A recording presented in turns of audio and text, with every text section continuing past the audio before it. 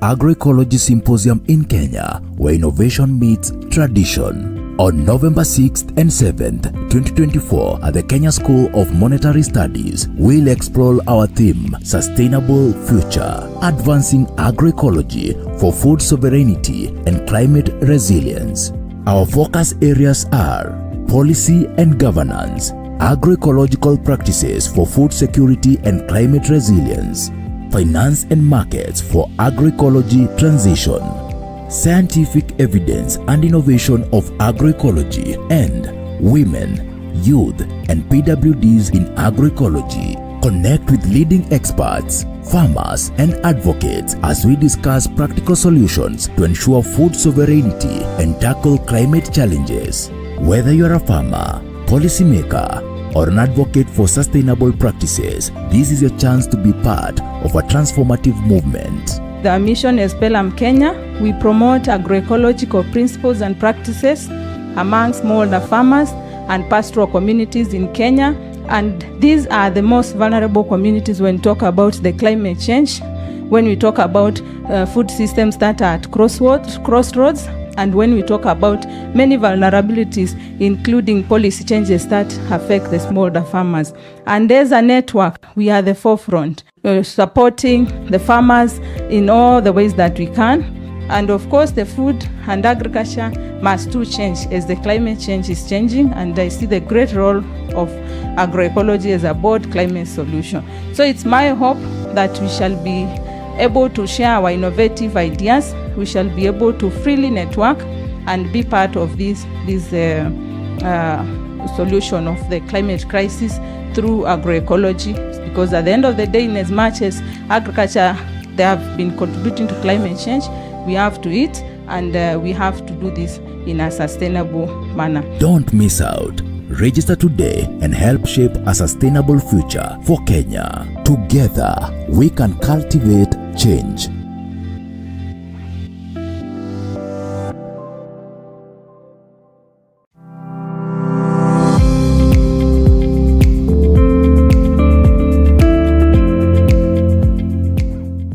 Join us. So what we want to do is to have all the panel discussions, in the morning section before tea break. Then after tea break and before lunch, we will have the parallel sessions for yesterday and the ones that were slotted for today. I love Twendelena program. So now, ladies and gentlemen, by the way, Bwana Regan Buluma, if you're in the house, this is your tag. Just come to me, nitakupatia.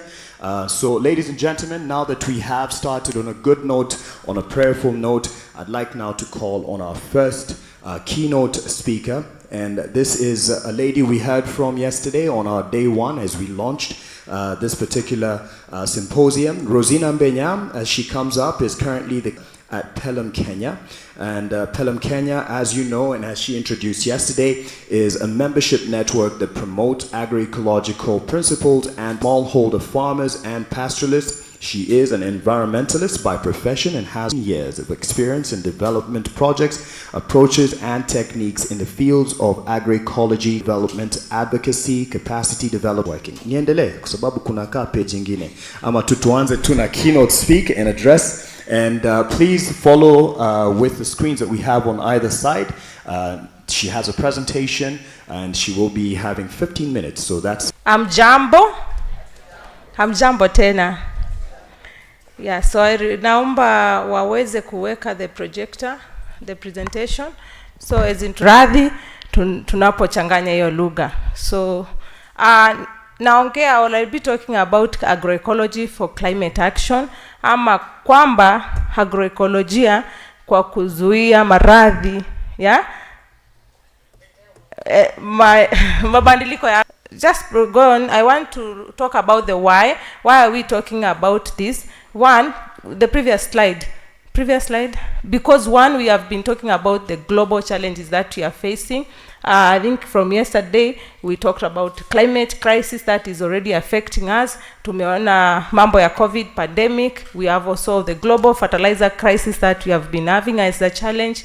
And also, tukiangalia ni kwamba production, ama mazao kwenye mashamba imekuwa ikididimia baada hata ya mambo ya green revolution ambayo ililetwa kwa Afrika na nchi zingine some time back. And tunapoongea 62% of Africa is food insecure.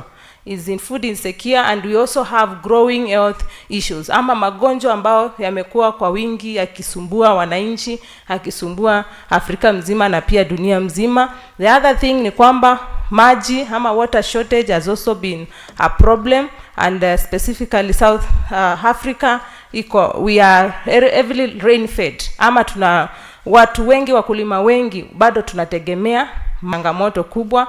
Na pia tukiangalia kwenye the development agenda, we find that the need for socio-ecological sphere to be emphasized, and most importantly mambo ya soil health, ama michanga yetu imekuwa ikididimia. In Kenya specifically tunaambiwa our soils are very acidic, na zimekuwa zikididimia na zimekosa kutupea chakula iwezekanavyo. Next slide. So tukikuja kwenye Kenya, if we are talking about Kenya itself, angalia hiyo map ya Kenya, huko kote kumepakwa red. That is about 80% of Kenya.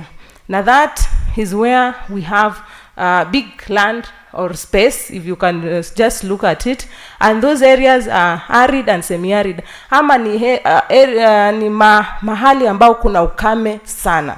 Kenya iko na sehemu nyingi za ukame, Mandera, Marsabit, hata Makueni kule natoka, na sehemu mbalimbali ziko na hiyo mambo ya ukame. We only have a very small percentage of Kenya ambayo ni very fertile. Na tunapokuwa hapa tunazungumzia agriculture, maana pia in Kenya it is one of the biggest sector, ama inachangia sana kwa uchumi, 31.3% of the GDP, na pia inalipa, ama many people 80% from those statistics wanategemea kilimo. Labda hawako kwa shamba ndio, but unapata wenye wako kwa soko kama mama mboga. Nafikiri wanasiasa wanatumianga jina mama mboga sababu wanajua ni wengi, na pia kuna wale wengine kama students wako kwenye agriculture sector, kuna kama civil society. So it is a very important sector. And the other thing is, tukiangalia pia nchi yetu, wakulima, na pia jana serikali walisema wakulima wengi ni wakulima wadogo. About 70 to 80% of the farmers are smallholder farmers. Next. So that's why we are here to just unpack. And before I go to the details, I want to bring this slide into attention. Hii slide inaonyesha kitu moja. Tunaonyesha kitu ambao ni ya fertilizer. Najua tumekuwa tukiweka fertilizer tunaweka, lakini nilipoona there is this research ilifanywa, na tunaona pale kuna logo ya GIZ na kuna EU, so ni mashirika kubwa, na walifanya research na wakaona country like Uganda is not leading in fertilizer use, but it is leading in the food that they produce. Kenya unaona mahali hiko in terms of chakula, mazao, lakini ukiangalia kwa upande wa fertilizer sisi tuko namba 1 hapo. So nikajiuliza swali ni nini? Why is Uganda leading in food production yet they are not leading in fertilizer? So nikajiambia hapo kuna swali sitajibu sasa, lakini hiyo ni swali nataka sisi wote tujaribu kuizungumzia. So in the next slide I'll talk about the agroecology. We are saying National Agroecology Symposium, na labda wengine wetu hatujajua ni nini haswa hii agroecology ni nini. Najua wakulima wametumiwa sana kuletewa new terminologies, wanaambiwa organic agriculture, wanaambiwa hii, lakini in simple words, tukikuja kwenye mkulima kuna hizi practice ambao wanafanya. Kuna wakulima wanafanya agroforestry ambao kwenye shamba yako you have put at least you have some trees, ndio uko na some few trees. Kuna organic is the mother of the agroecology. Manake organic inaleta very important aspect, no to synthetic inputs and no to GMOs. So mimi natarajia wakulima wengi wa agroekolojia wako hapo, na kuna wale wanafanya regenerative agriculture, that is focusing on the health soil, permaculture, ambao when all these practices within the farming system. So what we are emphasizing is our farmers should try as much as possible to adopt these various practices because they have all their own advantage. Even conservation agriculture, which talks about minimum tillage, all of them, they have their own advantage. And for those of us in the development or the civil society, we believe, one, it's a movement building, and we have started building a movement even in Kenya many years ago. It's also a part of movement building. It's also a science in itself. Jana tuliona watafiti wakiongea. It's also now a practice, particularly at the farm level. So that's what we are unpacking, but basically kilimo kinachoangalia mazingira. Next slide.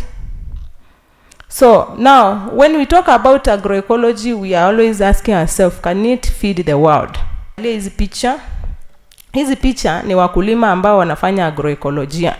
Na upande huu of the first photo on my side, it's on the right. So Ngong organic farmers. Those are farmers. I think Peter Melonye, who is going to be one of the panelists, this is one of the farmers in their group. And you can see the photo during our monitoring visits in 2022.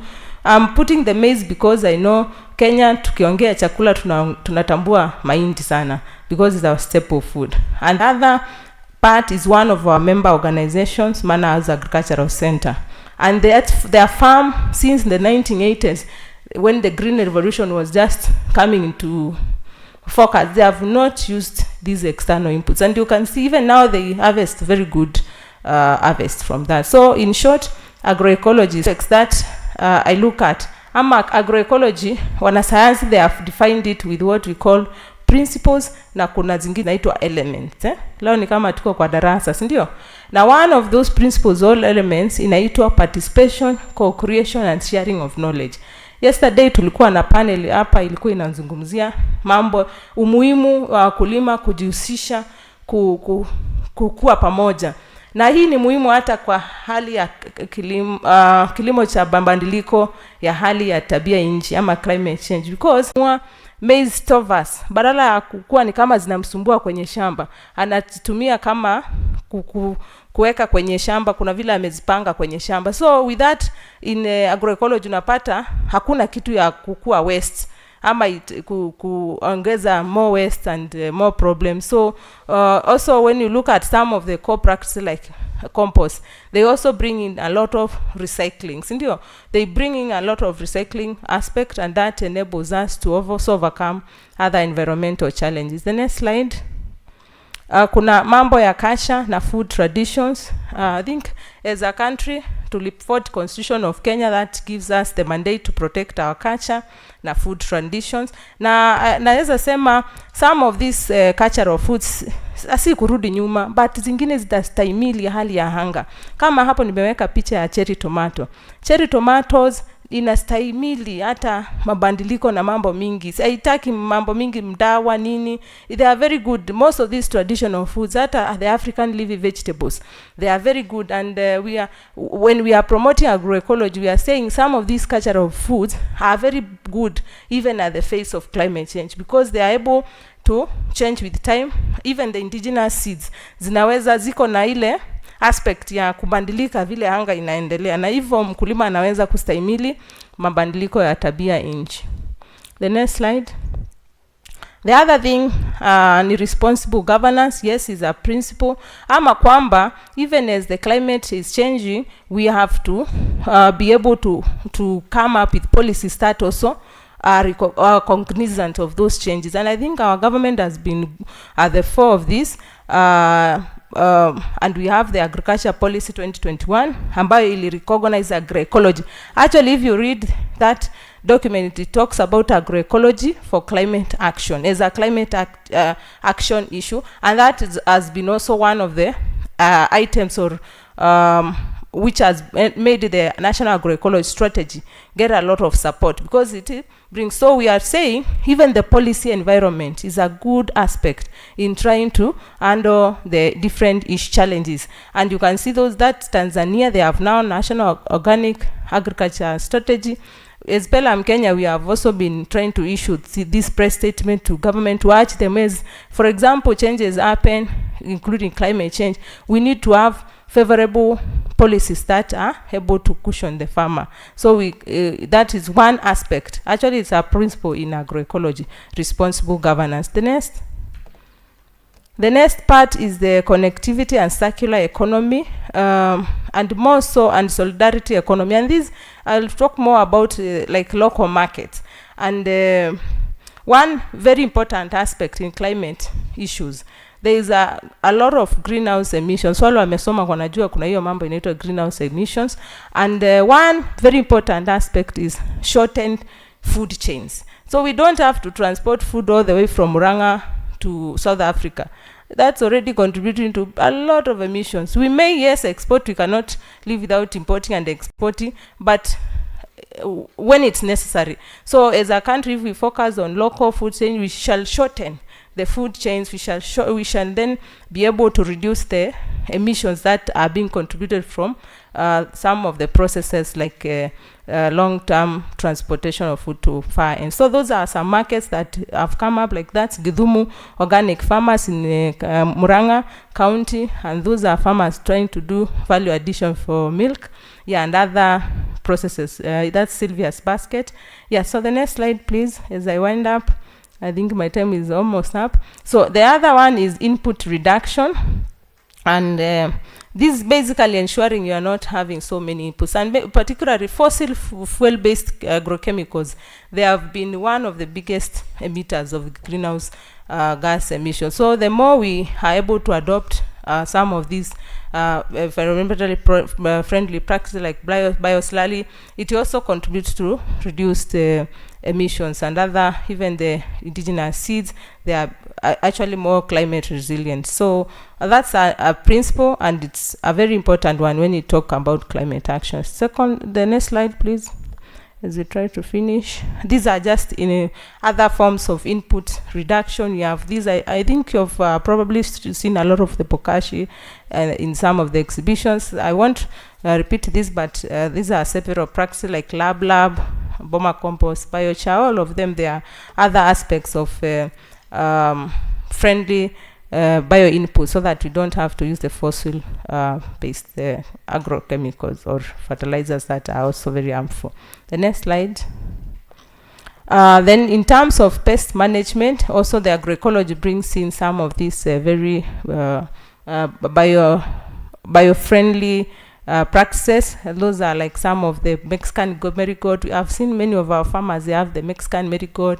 They have other kinds of plants that they are growing to make bio-inputs. There are also ways in which they have the yellow traps, and all these, in a way, they are actually very environmentally friendly, and also in a way they contribute to farmers' attempt to greening or having some of these planted along their farms. So in a way, it also contributes to reduction of the greenhouse emissions.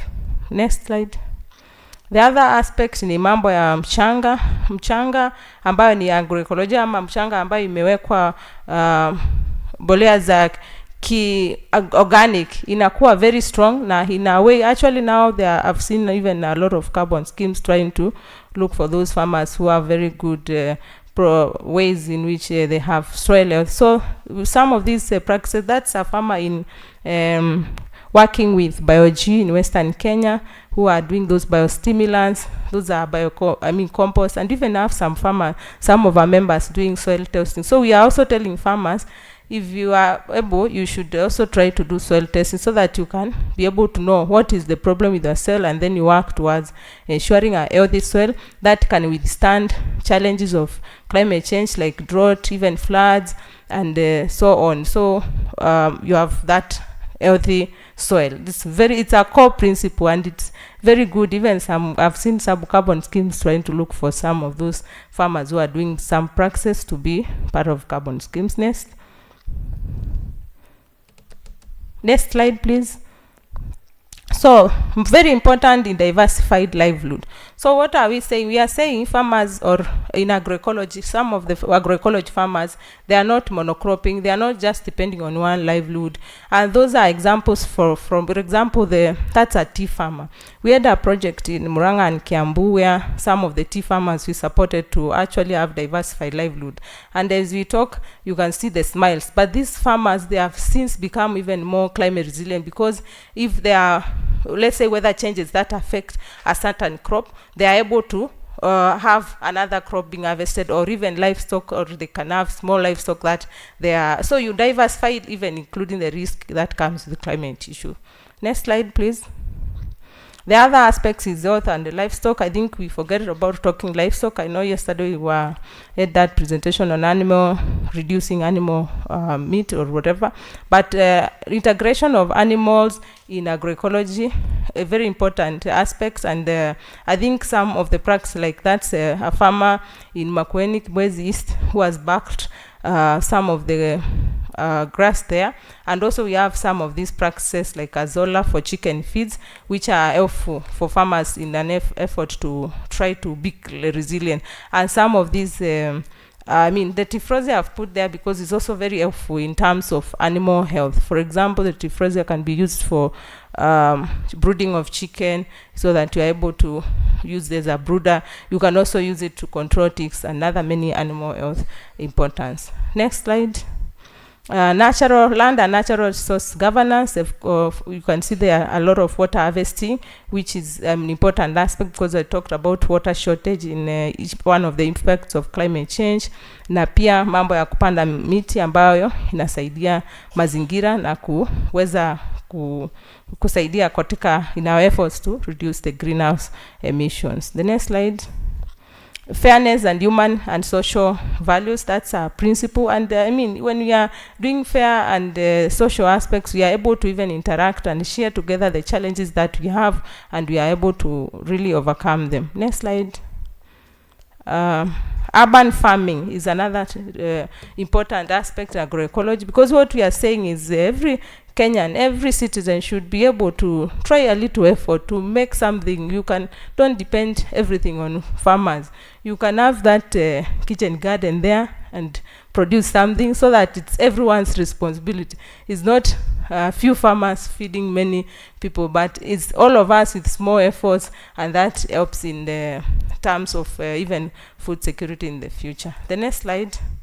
And finally, in short, what we are saying, agroecology is really fulfilling most of the sustainable development goals, including 1, 2, climate action, land and what on and below. And many of them, if you look at the 17, the issue of agroecology is addressing around 10 of the sustainable development goals. So with that, thank you very much. And as we go to COP29 next week, let us all take that message that agroecology is a broad climate solution. Thank you. Asante sana. Round of applause. Let's appreciate Rosinah, country coordinator, for starting us off with the first keynote address. And hers was specifically on agroecology as a bold climate solution. And this is in the sub-theme that we're looking to capture this morning in the first morning session, agroecological practices for climate resilience. We're meant to have a second keynote address by Dr. Anne Morioki from Carlo, but she's still on her way. However, we will continue with the first panel that we had slated for this morning, and so that we can just accommodate her after. Hopefully she will have arrived by that time.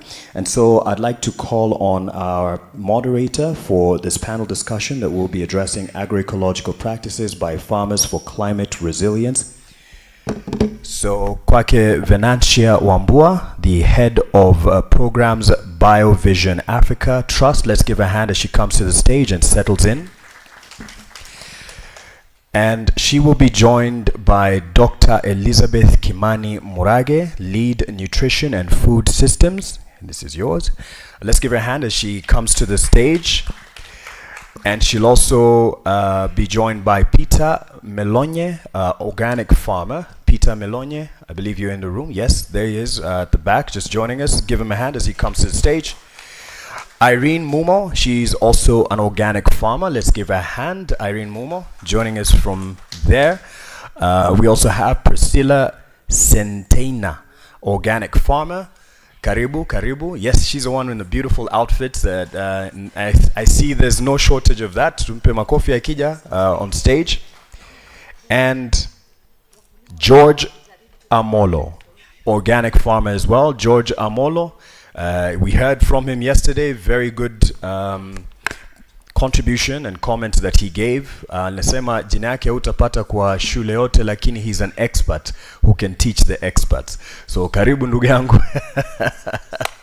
Karibu sana. Let's give him a hand as Venantia takes over, and we'll be sharing the 2 mics. Let me just take one to the other end. You'll share that with the first 2 here next to you. So let's give her our attention up till 9:50. It's 9:10 now, so 40 minutes for that.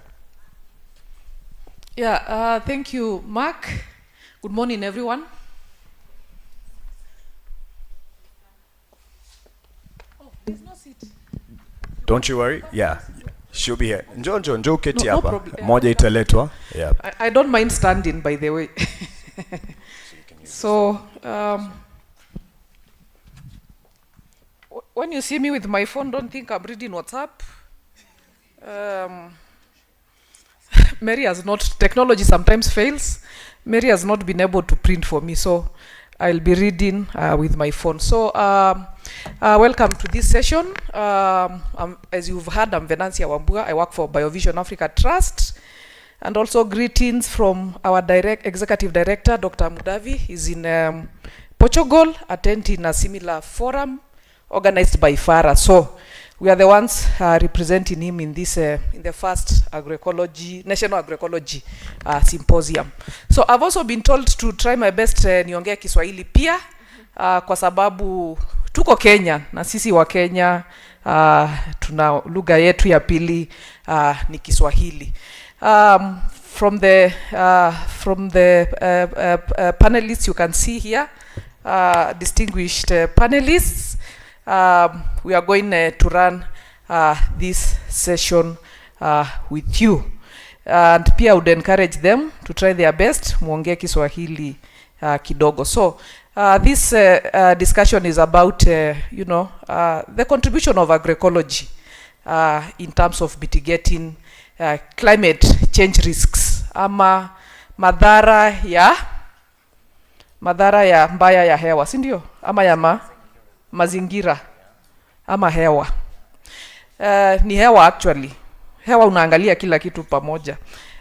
And tutaanza na Dr. Elizabeth. Dr. Elizabeth anafanya kazi APHRC. She'll introduce herself as she responds to our questions. And APHRC wanazingatia sana kazi ya hali ya mwili health, yeah. And ni vizuri, actually I'm very happy that we can have APHRC in this symposium, because we really need to link the work that we are doing with our health. It is very important. So Dr. Elizabeth Kimani, would like to hear from you. What strategies from the work that you are doing in APHRC have proven to be successful in enhancing the health of the populations, and especially in the contribution of food and nutrition security while mitigating climate change? So ile kazi mnafanya kujaribu kudhibiti afya kwa kuzingatia chakula kile tunakula, mkiangalia pia zile madhara mnazingatia sana kwa climate change risks. Over to you. Thank you so much for that introduction. Good morning, everyone. I hope you're all well. Yes, my name is Dr. Elizabeth Kimani Murage. I work as a senior research scientist at the African Population and Health Research Center, APHRC. I lead the Nutrition and Food Systems unit, and my work focuses on nutrition and food systems, but also on the interlinkages with climate change, and that is an important focus for APHRC. So as our colleague has said, we focus on research, but also on the interface of the research and impact. So we really do a lot of policy engagement, public engagement on the issues that we deal with, and for this purpose, issues to do with health, food security, nutrition, and climate change. So at APHRC, we do research, but we do research that is related to impact. We are very interested in impact, and we also do intervention research, and we also review other evidence that exists that can also help to guide policy and also practice. So what we have done, we have been able to review research that has been done elsewhere, and also we have also been able to do our own research, and we are currently working, especially in the urban poor settings. We do research in Africa, that's our mandate, but here in Kenya we do research. We have been doing a lot of research in the urban poor settings, but we are also doing research in the drylands, in Turkana, in Laikipia, in Samburu. And for a long time we've done research in the urban poor settings, and there we are working on, we are supporting agroecological urban farming and doing research to see how that impacts the lives of the communities in terms of their health, in terms of food security, in terms of their diets, and also in terms of the environment. So so we've been working with youth groups and women groups in the urban poor settings, supporting them to provide inputs and to support them in terms of capacity to be able to do agroecological urban farming, innovative because of the space. And from the work that we've done, some of the findings that we've been able to find is that this promotes food sovereignty amongst the communities, because we also include a lot of engagement, public engagement for agency. And it promotes food sovereignty amongst the community, and the youth groups and the women groups are able to work with their communities to support them also to be able to start their own urban farming. And food sovereignty, but also a sense of social cohesion and a sense of social responsibility, but also a sense of environmental responsibility. Some of the evidence that we've been able to review also indicates that urban farming could be a solution because of the issue of heating. In urban areas, urban farming, for example, planting of trees, and we promote planting of fruit trees to be able to serve the issue of environment, but also to serve the purpose of food. So that could promote food security, but can also promote climate resilience in terms of promoting cool microenvironments so that it cools the environment. So that's what we are focusing on, and we are doing research that in the research we are doing in drylands, we are also combining it with public engagement and policy engagement to promote action on climate change. And what we are focusing on is agroecology, but also agroforestry. We are working with World Agroforestry, ICRAF, and PELUM. To promote agroecology and agroforestry as bold climate actions in drylands. So in those settings, again, it's about heat, a lot of heat, because those drylands are usually very hot, and especially during dry seasons or droughts. And so this agroecology can support food security, diversification of food, because we know in drylands a lot of people do pastoralism. So diversification of diets, and also diversification of livelihoods, as you had from PELUM, that this can support diversification. So, so also reducing heating, because you can create microenvironments with trees to promote cooling in these settings.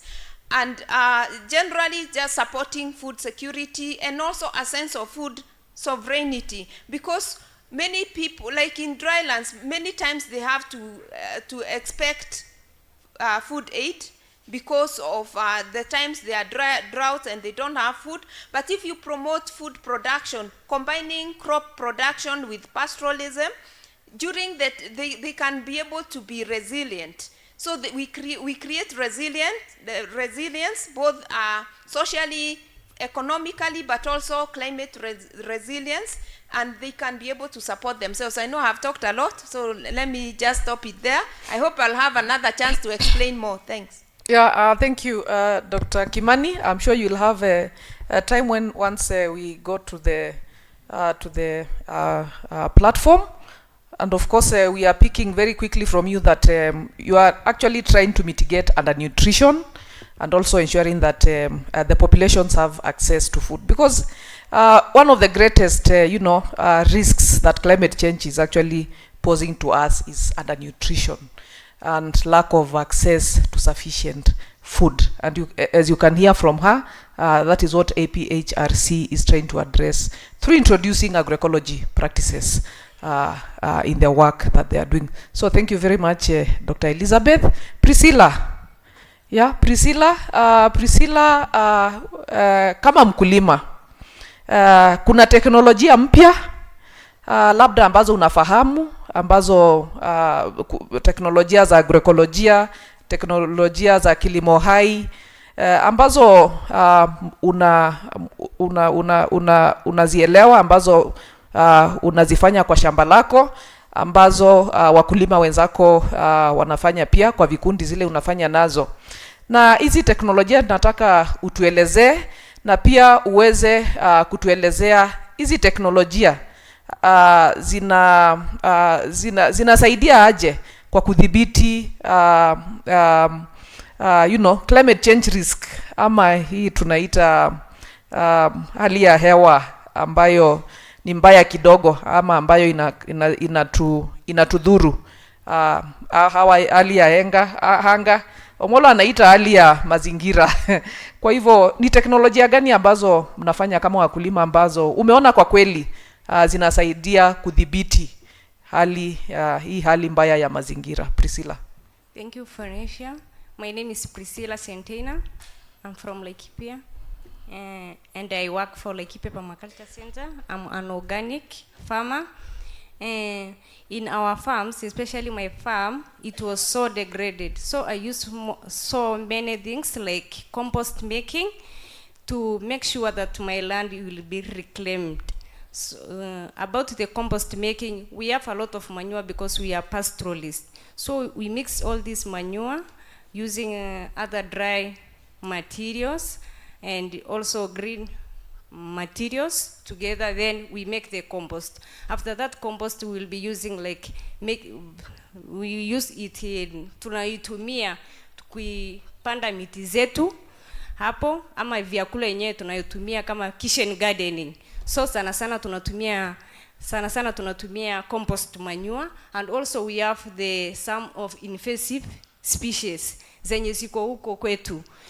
Some kama opungia ni kama invasive plant, so we use it for biogas. So when this biogas, because we advocate for our communities, especially the women, to use it. The waste we use is to mix with the manure and also the cow dung, then now we apply to our farms. And this have really worked to us because we are addressing agroecology issues using IPM, integrated pest management. I have seen this especially in our farms and also with the women using the indigenous knowledge, come up with some species that we are using in the community, like aloe vera. We mixed them with Sodom apple, Mexican marigold. We mix all and we apply to our farms. And this one, they have really worked to us, and community, women especially, they are embracing it. We see it's a natural way of doing it. Thank you very much, Priscilla. Priscilla ametuambia wako na invasive species ambayo inawasumbua, lakini sasa inawasaidia katika kutengeneza biogas, the production of biogas, and that is very good. Thank you, Priscilla. Irene, kama mkulima, what is your message to the government of Kenya in terms of policy development and strategies that would most benefit farmers in adopting agroecology to mitigate the impacts of climate change? And are there specific areas that you feel that the government and other industry players are not supporting sufficiently, and you'd really like them, to pass the message to them in this forum to actually sufficiently support? Irene. Thank you very much, everyone. My name is Irene Mumo. I'm an organic farmer, global certified with a traceability code. You can trace my food from farm to fork. And yeah, it's been an interesting 4-year journey. I started 4 years ago. It's a COVID resilience project. And I've seen the changes that have happened. Before I was in honey, and I've been able to integrate beekeeping, dairy, and crop production. And I'm sitting here, or is it standing, sitting as a testimony. It is possible to do organic, agroecologically, I want to say you following agroecology and organic principles to the letter, and you can actually export. It is possible. And the message to all of us across is that, yes, we have government issues coming in, standards and regulations. Very stringent ones. Are they applicable to the smallholder farmer like myself? To a certain extent, yes, but very challenging. But we are getting there, because I know Dr. He has talked about the food systems. One of the challenges in this country is that we are very careless in terms of how we handle our food. And for sure, I'll not be surprised if somebody sees a video like the ones which were running around not too long ago, kama ni zinaitwa nini zinatengenezewa sijui wapi. Definitely somebody in Europe is going to have a question mark in terms of our standards. The question is, and the regulation, the question is, how are they being implemented? For example, KES 1758 is coming on board. I don't know how many farmers or how many people know that. How much capacity has been provided? Unfortunately, it's a very expensive standard. I think the last I was being told is going for 6,000 shillings. You have to get it from KEBS. Sooner or later, we are going to keep on asking, how did we know about this? It's been a story that has been coming on for the last 2 years now. But the question is, how is it being taken down to the mkulima on the ground? The other question is, last season, I said I was a beekeeper for a long time, but when I became a farmer and integrated the 3 systems in place, I've seen the changes we are talking about. But I don't know how many of us sitting in this room realize the amount of leaching that happened in our soils just this last season. The rains that pounded this country caused so much leaching on the soils. I have not heard anyone in government saying that we need to do serious soil conditioning. We are talking about issues of this season. In some places the rains have delayed, especially, at least I know in some areas of my place. The rains have delayed. What is going to happen? Tutaendelea na kuongeza DAP, tutaendelea kuongezea NPK, inaitwa nini? I don't do those things. Inaitwa nini? Top dressing, hizo vitu. What will be the yield in the next not too long? So what did we do about our soil testing? What did we do about our water harvesting? What is it that is being pushed in terms by government, agriculture? We know we have all these things. The issue of Malabo declaration, the CADAP new strategy has come in. You know, it's all high level. Lakini mimi mkulima pale chini. What am I hearing? What am I supposed to be doing? If you go to SGS today, Bureau Veritas, and tell them to come and do for you your soil testing, or even crop nuts, believe you me, you'll not go back. it is important that the systems are able to facilitate the smallholder farmer, making sure that you understand what your pH, she's talking about composting. How many of us really know how to do this composting properly? Let me give you good examples on my farm. Once in a while, I live on the farm. But once in a while, you'll go, na utapata, wameniekea hiyo compost yangu juu ya mchanga.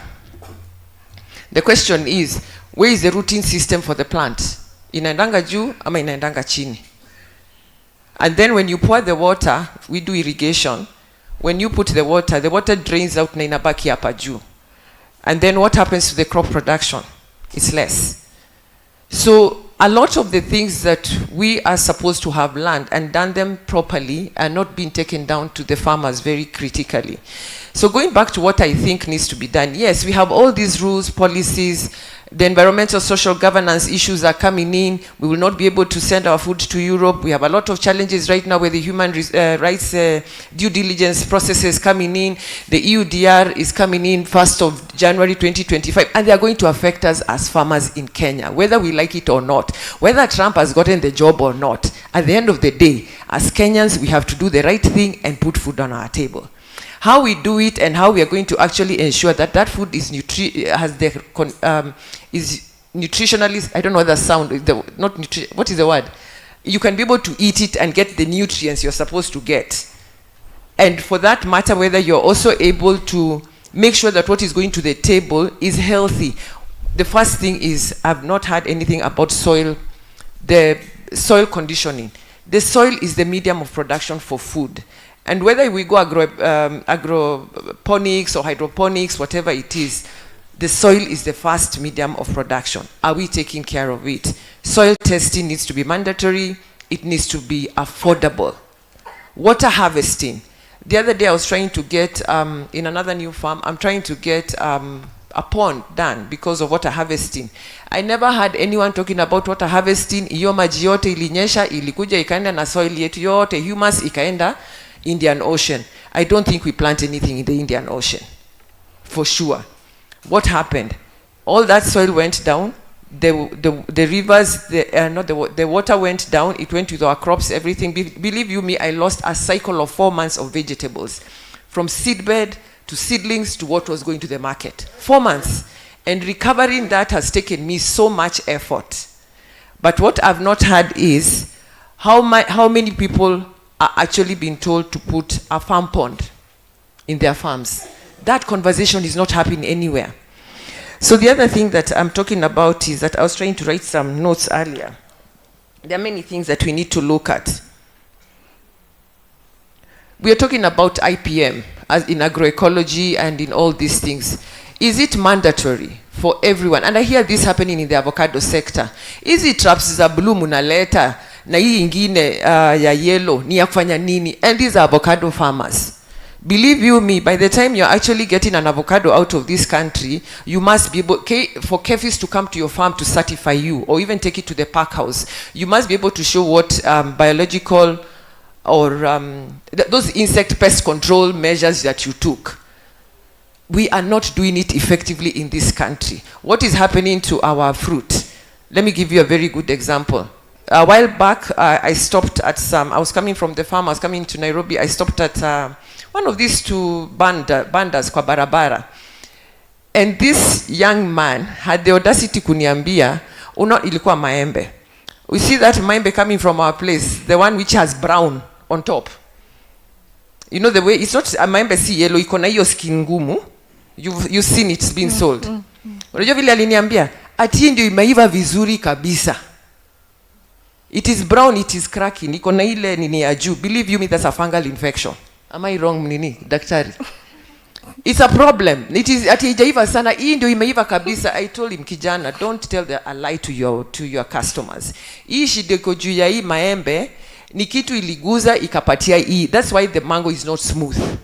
It is the reason why it is looking like this. Of course, the people who are next to me were not understanding what I was trying to say. The gentleman was very happy I had given him a level of capacity. But in terms of understanding our IPMs, how many of us are actually able to integrate Or are we still going back? I'm seeing a lot of score being told to be put in Mancozeb with pest control with Mancozeb.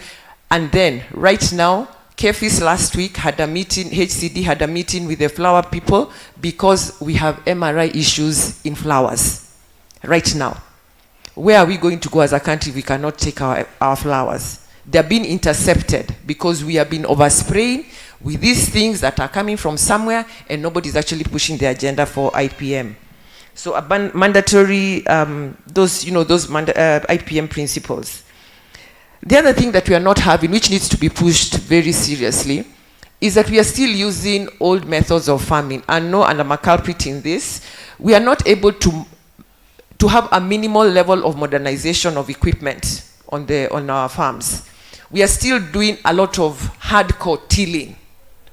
So we are actually breaking up the soil and putting back the topsoil and humus into the ground. That, of course, does not help a lot with the yields. That is what I've realized in my 4 years of study without a PhD in agriculture like Daktari here. So if we are able to get a minimum level of mechanization, we will be able to support a lot of farmers. It was very interesting. Not too long ago, I met a young lady coming from Zimbabwe, and she's coming up with an equipment which I saw 5 years ago online. A tiller. She's actually doing a very simple tiller. It's handheld in a skuma too.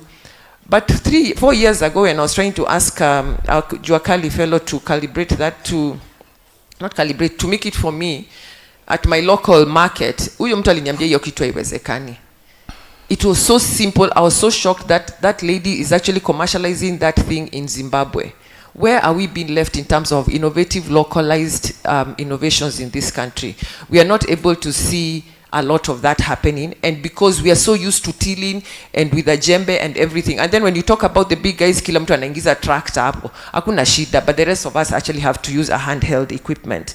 And I can continue. There are very many things that we can talk about. All these organic fertilizers that need to be provided, mandatory, cheaper, but they must be taken through the process of ensuring that it's properly organic so that we can actually get our traceability code. And I can almost tell you, and I'm sitting here like I said as a testimony, these standards that we keep on talking about as farmers, and let's have this preaching continuously. Please, let's ensure that we are doing the correct thing. The moment I was able to be given, KEFIS came to the farm, and I was not even on the farm. My workers were there. That particular time I was not feeling well, and I'd actually been incapacitated. I wasn't able to work for about 4 months. So they said they are going, and I said, there's no problem. My systems are running on the ground. And they went and they were able to get for me that traceability code, just because I'm able to put my systems in place. So let's continue preaching standards. Let's continue making sure that the correct things are being done so that we can actually be able to take this country to the next level. And if I know and she knows and somebody else gets to know, the question is, what is the conversation? And where is it being held? And what are our dialogues, our discussions? How are we pushing it? Are we just pushing it because we want money in the pocket? Yes, we have no problems with that. But the conversation must be for all of us. Otherwise, this country is not going to be able to export anything. And number two, we are going to be continuing to eat poison, even as we sit here. Thank you very much, Irene. You can see Irene is very passionate. She has talked about actually a lot of very pertinent issues that should go to the government, requests to the government. And I hope our government representatives are already in the room. She's speaking on standards and regulations and how stringent they are, and also quite expensive for the farmers. She's talking about soil health management. Actually, and she's talking about the leaching, the soil leaching that happened in the previous very heavy rains that we experienced. We have not seen any kind of strategies from the government actually to enrich our soils, apart from supplying the subsidized fertilizers that are going to make the situation worse. She's speaking on water harvesting technologies, and we are going to maybe hear from one of the farmers also. What are they doing in terms of managing the water that is coming from the rains to mitigate the climate change risks, especially the sporadic rains that we tend to be experiencing. She's also talking about modernization of farming equipment. I would like maybe to pose a question to the forum. As a farmer, because I know most of you are farmers, have you ever invented a simple equipment to use in your farm? Have you ever? Ask yourself that.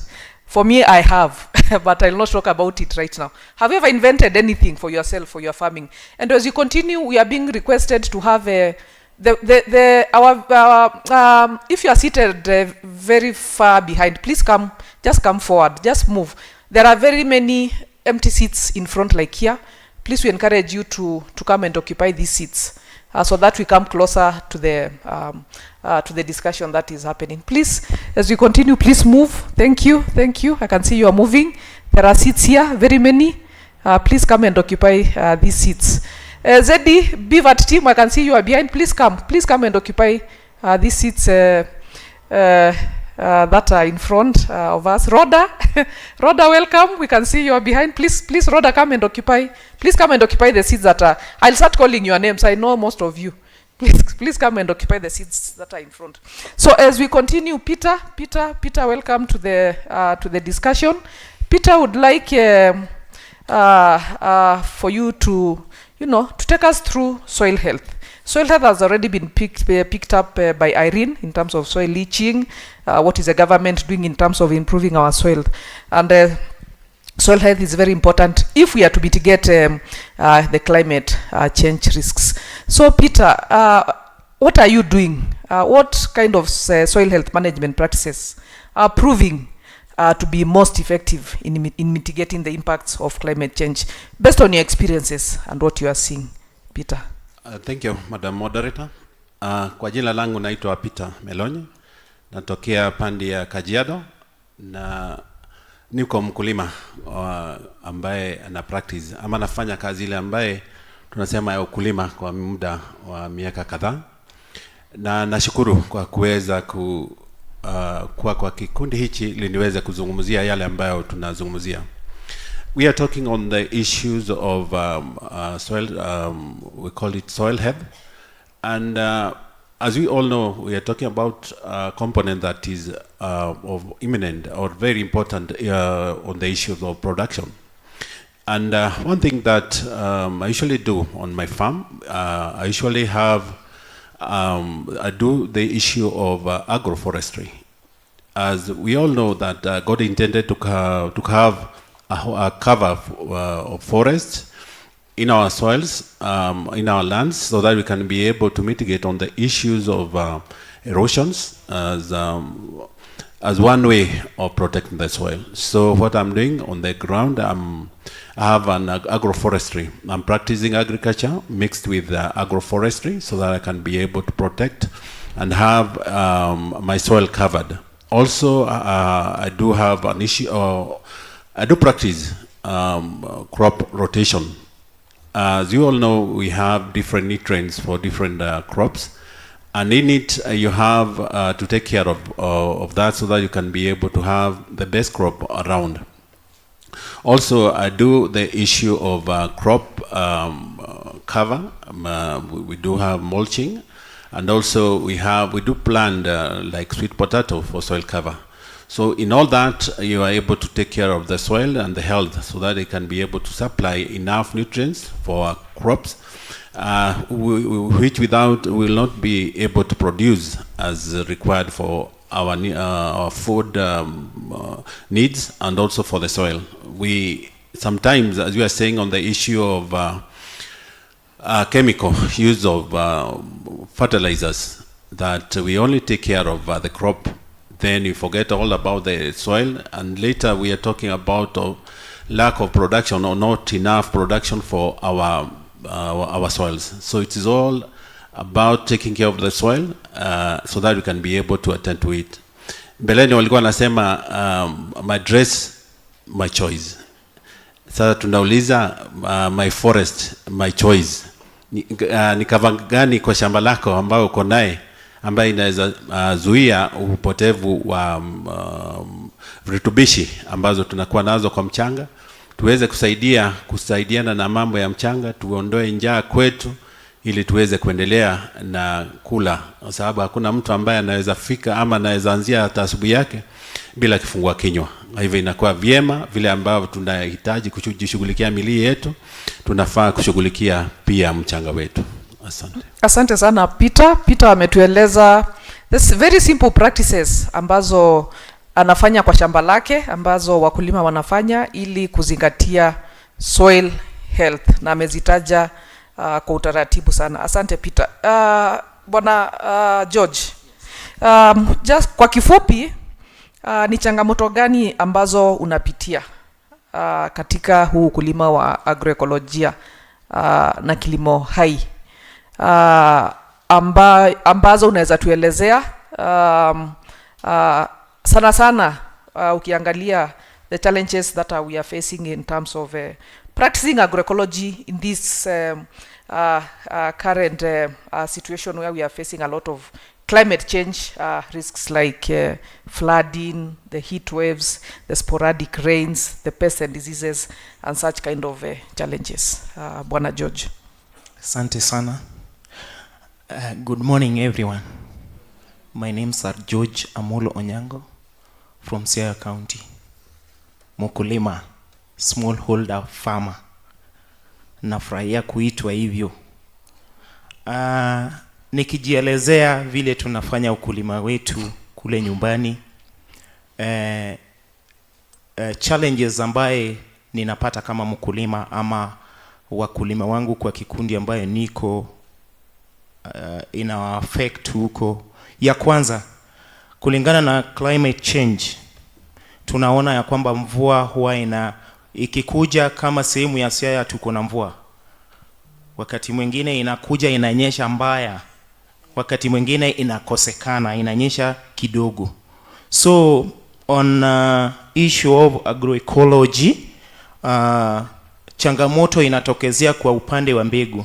Sasa hizi tunaongea kuhusu mbegu zetu za kienyeji, mbegu za zamani na improved seeds ambaye tunanunua kwa soko. Unapata kwamba mara nyingine mvua ikikuja mingi, hizi mbegu zetu za kitambo ama mbegu zetu hizi za kawaida, mvua ikiwa mengi, za zingine kama mahindi haitafanya vizuri. Na mkulima mwenzangu ambaye anafuatilia kilimo yake mzuri atakubaliana na mimi.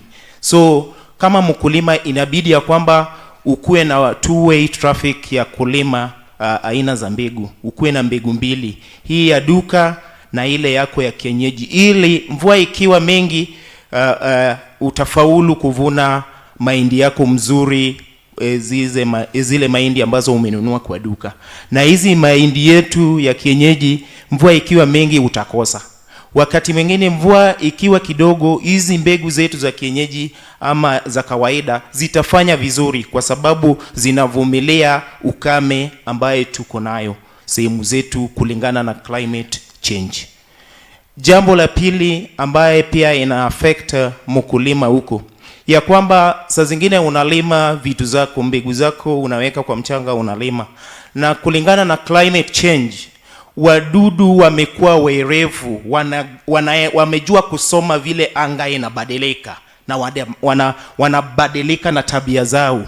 So hii, usipokuwa mkulima kamili wa kufuatilia kilimo yako, hii imefanya wakulima wengi wamekosa kujijua na kufuatilia kitu inaitwa component ya agroecology. Haifiki vizuri vile tunataka. Kando na hiyo, jambo la tatu, mara mingi tumeongea hapa kuhusu mchanga. Kweli kila kitu duniani ambaye Mungu aliumba ili apate uhai inaanzia kwa mchanga, na mchanga ikiwa hai, basi kila kitu itakuwa hai. Mbinu za agroecology ya kutunza udongo ikutunze, mara mingi farmers bado wako chini ku implement zile kanuni ambazo zimewekwa. na hiyo ni challenge ambaye niko nayo kama mkulima ambaye anahusisha wakulima. Mimi ni mwalimu huko na ninafunza mambo ya agroecology, to implement hizo procedures zote ambazo zimewekwa ili tuvumilie ama to survive kwa hii climate change. So hizo mikakati zote bado ni challenge kule chini, na inahitaji bado tutie maanani kusensitize wakulima ili waendelee na kufuatilia maneno ya agroecology. Asante sana. Asante sana Amolo. Amolo ameongea sana kuhusu poor soils na pia pests and diseases that are very sporadic because of climate change, na pia ameguzia the heavy rains, the flooding, and also the sporadic rains when there are no rains. So tutaambiwa our time is up, so thank you very much, and I hope you've been able to pick some lessons, and especially from the farmers, from the challenges, from the messages that they are passing to the government. Thank you very much. We can have a photo as we leave. Sorry? I mean, with what has been said, we can give an opportunity for questions, yeah. Yeah, sure, yeah. sure. Yes, I have a question here. Any other? I'll come to you. I'll give it to him first. Thank you very much. Once again, that was a good session. My names are James Mutinda, and I am a passionate organic farmer with immense support from KCOA and trained by Kenya Organic Agriculture Network. I'm also a trained nurse and a music therapist. I would want to frame my question to APHRC, and this is based on the fact that for the past 4 years, I have been using my experience as a music therapist and a nurse to engage farmers in marginalized communities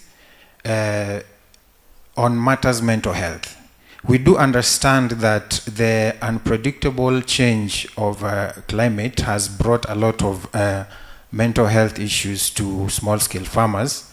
One, the failure of crops, the failure of the market. The idea of, change to organic, convert to agroecology, convert to this, go to permaculture. This has brought a lot of stress, depression, and anxiety to farmers. Again, I'm aware that you did a study in Ghana in 2020, focusing, of course, on the effect of climate change, but your research was based or focused on livestock farmers in Ghana.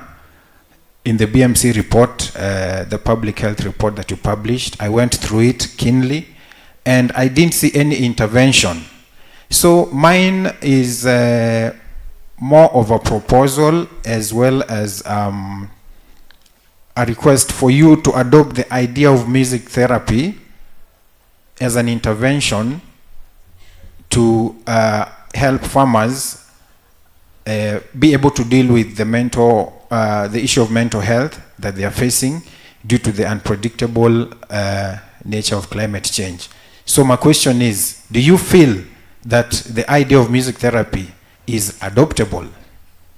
Thank you. You can address it. You could please hand her the mic from there so we can share, because I'm using this for the audience. Long press. Should I go? Please. Oh, thank you so much. Thank you so much, Mr. Mutinda, for those comments. Interesting to hear about that you're a music therapy. Yeah, so music therapist and also a nurse and also a farmer. This is really interesting. So I would want to talk to you more about how you're using the music therapy to deal with farmers' mental health issues. I would want to talk about that, but I can't say it's not adoptable. I would say I would welcome it. So we do a lot of public engagement using participatory methodologies to engage communities and also now farmers, and we would want to welcome that kind of idea. Thank you. Asante. I mean, you were asking about what innovations, there's one right there, people are adopting. I think it's a great All idea. Kenyans need this therapy. True. Sir? Thank you. Good morning. My name is Crispus Kinywa from the Institute for Food Justice and Development. My question also goes to Dr. Liz from APHRC. For so long, we've seen that the state of food in our hospitals is really messed up. The state of food in our schools is also really messed up. I think if you were to ask everyone here how your high school food was, you can say it wasn't. I don't know whether it was good or not. But we have somehow accepted that. So my question is, how can we use now the research that you're doing and we are doing and the advocacy to demand change in some of these institutions? Because like now in the hospitals, I'm a nutritionist myself, and you find that some of the situation there is so bad that sometimes patients die because of the food they are given. So I don't know what strategies we can deploy so that we can link some of this work we are doing of advocacy to improving the diets in the hospitals and in the schools, including even prisons. Thank you. Please take it. Yeah, thank you so much, Crispus, for that, for those comments. I agree there is need for, we are in the space of food systems transformation, and we need to find different ways of transforming our food systems to ensure that it's addressing the needs. And one of the main needs of food systems that it needs to address is health. And we need to connect health with our food systems, not just food, but healthy food. And when we even talk about the right to food, which you are very passionate about, we talk about freedom from hunger, that's now just the feeding, but right to adequate food, so food that is nutritious, healthy, safe. So we need to all do all that. So we need a lot of engagement. So we need to engage both the public, the communities, the people, if it's patients, the communities, so that they know what is adequate food, what does it constitute, what is healthy food, so that they understand. So that we increase demand for healthy food and healthy and sustainable food. Today we are talking about climate change, so healthy and sustainable food that has been sustainably produced, that is safe. And then we also need to engage the duty bearers, that is the people who have responsibility to ensure that we achieve our right to food. So that's the government, the policy makers, so that when they are making policies around feeding in schools, feeding in hospitals, they put the right policies and guidelines. So, but one of the things that we are also doing at APHRC, we are very keen on school feeding as a way of food systems transformation, and we are looking at different ways that we can influence that through demand creation, but also there is the policy also coming under the Ministry of Agriculture on school gardening as a way of food systems transformation that can also input into the food that the children are being fed at school. But there are also these policies that are being put in place, and we are working with the Ministry of Health also to put in place policies to regulate the food that is sold in the school environment. So all that. So those are some of the things. I know I can't exhaust here, but we need to engage both the consumers, the public, and we know that we have a right to consumer protection. And then we also have engaged policy makers and the duty bearers just to ensure that we are eating healthy food. Asante Daktari. I don't know if Irene wanted to respond. I saw her hand. And as you do that, petition yangu, amesema kitu juu ya chakula ya high school. Petition tafadhali. Tuliekewa mafuta ya taa kwa chakula. Theory ilikuwa sijui ati damu moto. Tafadhali tunaomba isizidi. Lemayan my son akifika high school asiekewe mafuta ya taa. Irene, you can take and respond to that, and then I'll give it to him. Mark, you don't need to ask that again. That was supposed to be the idea. You don't feel hot. So the KS 1758 has come into play. As a farmer, and anybody who is, I think the law has been agreed upon, and that's why I'm emphasizing. So KS 1758 is what they have decided to localize global gap for our food systems. And I think that's very clear now, because any supplier now to any institutions must adhere to that standard. So it is not longer neither here or there. It's clear. I think coming from January 2025, just like the way we used to say, your M-Pesa is going to be snooped on by KRA. That rumor happened 15 years ago. Now it is going to happen literally. So KS 1758, please Google it. It is the new law. It is going to apply to all suppliers. It has affected us as farmers. Any farmer now going to supply anything. The question is the implementation. That is where there's a bit of grappling. And that is what KEFIS and HCD are working on so critically right now. And if I'm not wrong, January 2025, we will not be able to supply anything if you're a farmer to anybody if you don't have KS 1758. Thank you for that. There's a question here. Mariseno. Kwa majina naitwa Francis Nyagaka.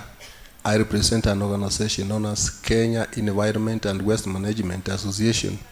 Also, it's accredited UNEP as an environmental observer. Now, my question is about the observation that I've done. Now, you have talked about food transformation. Are you aware that food transformation has turned out to be food poison? On that. Two, I may want to ask a very simple question about fertilizers. There are fertilizers that have been blacklisted from their origin, from Europe. I talk through experience because I was in another event in the UNEP itself, whereby they were complaining about toxic pesticides and toxic fertilizers. That's the dangerous pollutant of the soil. So up here, we want production, yani mazao. Lakini kwa mwanadamu ni sumu. You know what happened at UNEP, a hall like this one? The producers of those chemicals and fertilizers, we were almost fighting kwa sababu wanatuhusia sumu. Sijui kama serikali najua ama nyinyi mnaelewa kitu kama hiyo. There are a lot, I had that book. Inasema there are those pesticides and the fertilizers that have been blacklisted. 3, this year, sijui kama mnaelewa, tuliuzua kokoto at any fertilizer. How did it work with farmers? Do you have any report? What happened about the production and what happened about the soil? So to me, the only thing is better tuwe na mazao kidogo lakini ya afya. Tusiwe na mazao mingi na isiwe na afya. Nikirudia sana mboga za kienyeji. Unapata, I grew up in a place where I was brought up with traditional foods. Saga, managu, nini, call them. Saa hizi unapata saga iko na matawi kama sukuma wiki. Means imewekwa sumu. Sasa ukikula, then you are completely sick. So what's happening? Because those culture and traditional foods have been changed into poison because we are using the wrong fertilizer and the pesticides. Those days, there was no pesticide kwa hizo mboga. Sinakuwa tu na unakula ni savi. So, what's your take? Both of you, maybe whoever is ready to answer me can answer me that one. Thank you. Any takers, he says, whoever. Yeah, thank you so much again, Mr. Francis, for those comments. I will just talk about the food systems transformation. Maybe we are not in the same page. Food systems transformation is actually an agenda right now to actually transform our food systems to ensure that our food systems are serving the purpose that they should. Ensuring that they are healthy, that they are producing, we have nutritious food, that they are safe, and we are not overusing fertilizers or chemicals in our food system. Those are some of that is part of the agenda in the food systems transformation, and ensuring resilience. So really, actually, if we are able to achieve the food systems transformation agenda, we will be able to ensure that food is not poison. And all those issues that you are talking about are addressed. So I agree about fertilizers. So agroecology, and that's one of the ways that we are transforming our food systems, is ensuring that we reduce inputs, and inputs include the fertilizers. We don't, those chemical fertilizers, and also reduce use of chemical pesticides and herbicides, all those. So really, if you're able to achieve the agenda that way, we will be safe. So I may not comment about the production of this adulterated fertilizer, but to ensure that we should use the right products in our farms. Thanks.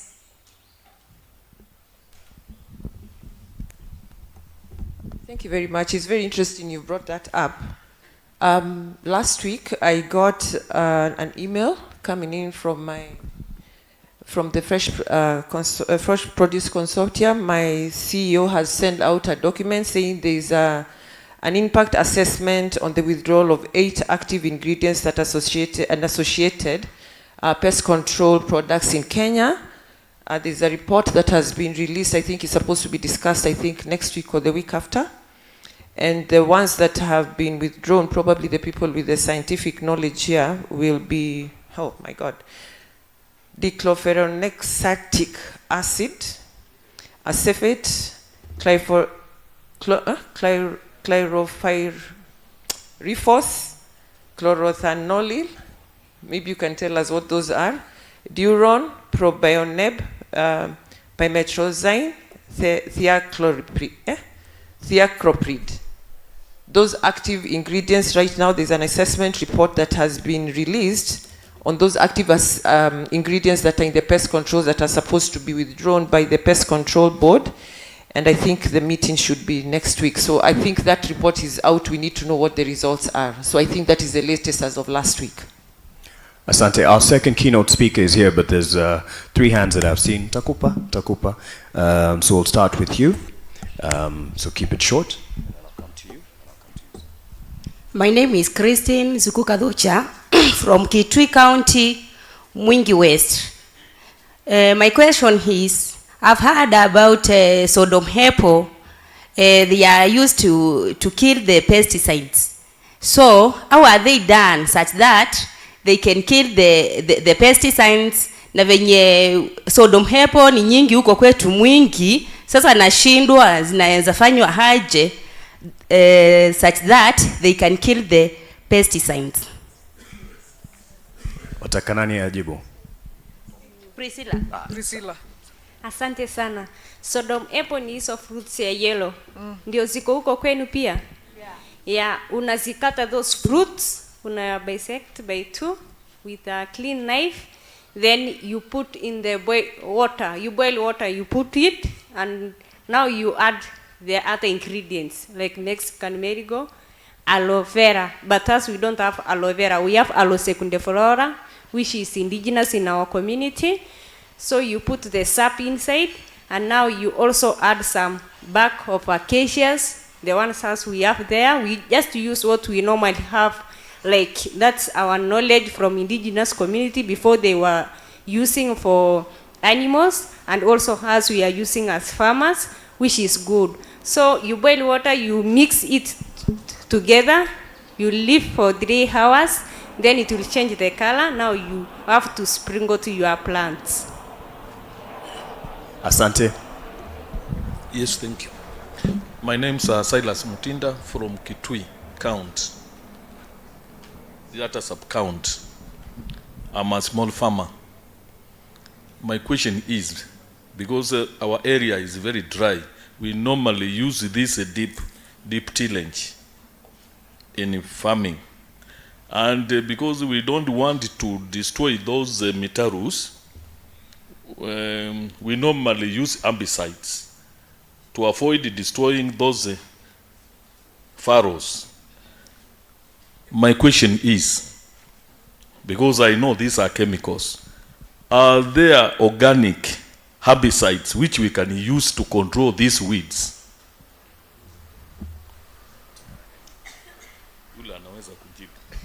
ule anaweza kujibu ajibu. Any takers for that? Yeah, asante Francis. Huwa tunasema mkulima ni bunifu, unajaribu kuangalia kile ambacho kinaweza kukusaidia kwa mazingira yako. Na kwa wakati huu ambao tukiwa wakulima wa Kajiado, vile tunajaribu kutumia mkojo wa sungura. Tunaambiwa kuna mambo ya Roundup, na Roundup inaendanga ikiharibu mazingira yetu. Tukiwa wakulima wabunifu tunatumia mkojo wa sungura ambao una spray ukwa kong, hautakuwa umechanganya. Ukichanganya unakuwa ni fertilizer, lakini ukitumia kong utakuwa na choma kile ambacho hitaji. Maybe the weeds that you want to control, you can be able to use rabbit urine and you will be able to control the weed. So you need to be innovative so that you can be able to mitigate using corrective measures that will not be able to destroy your soil or the other crops that you do have in your land. Thank you. All right, there's a lady here.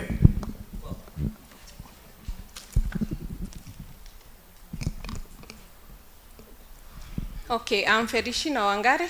I'm from Laikipia County with Hivos, Kenya. I'm a young farmer. I'm also a baker, and away from the kitchen, I'm always at the farm. I always ask myself, why can't the government ban all the harmful products that were banned elsewhere? I think it can leave us with no choice but go organically. I think Daktari can answer that.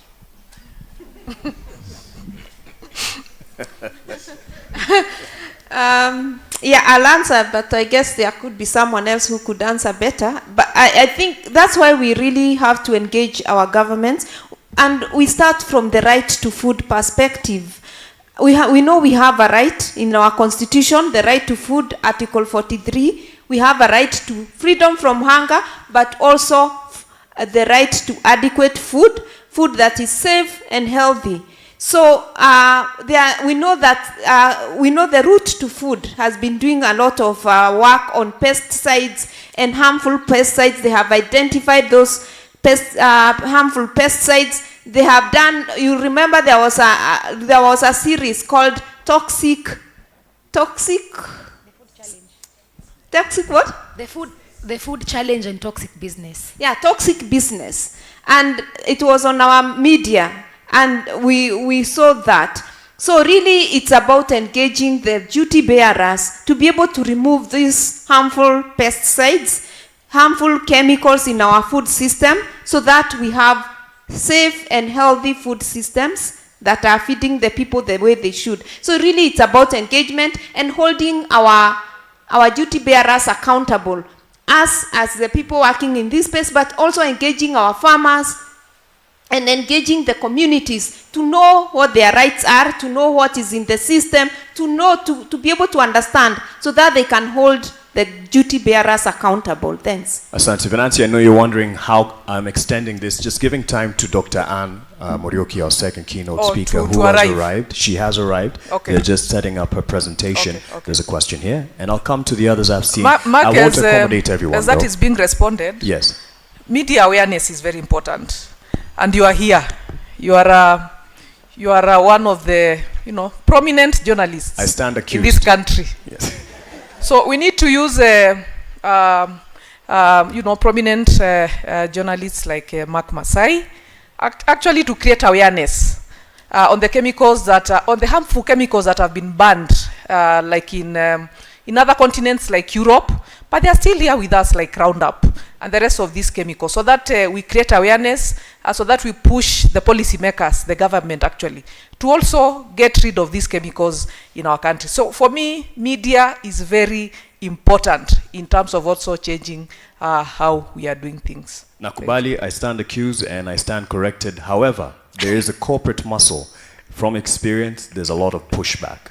There's what we'd want the people to know, but there's a lot of pushback as well from the multinationals and those who have the power. So that's how it plays out in the newsroom. There's a question here. Sijawalenga, mtaniruhusu tafadhali, nimepewa signal that we have the second keynote.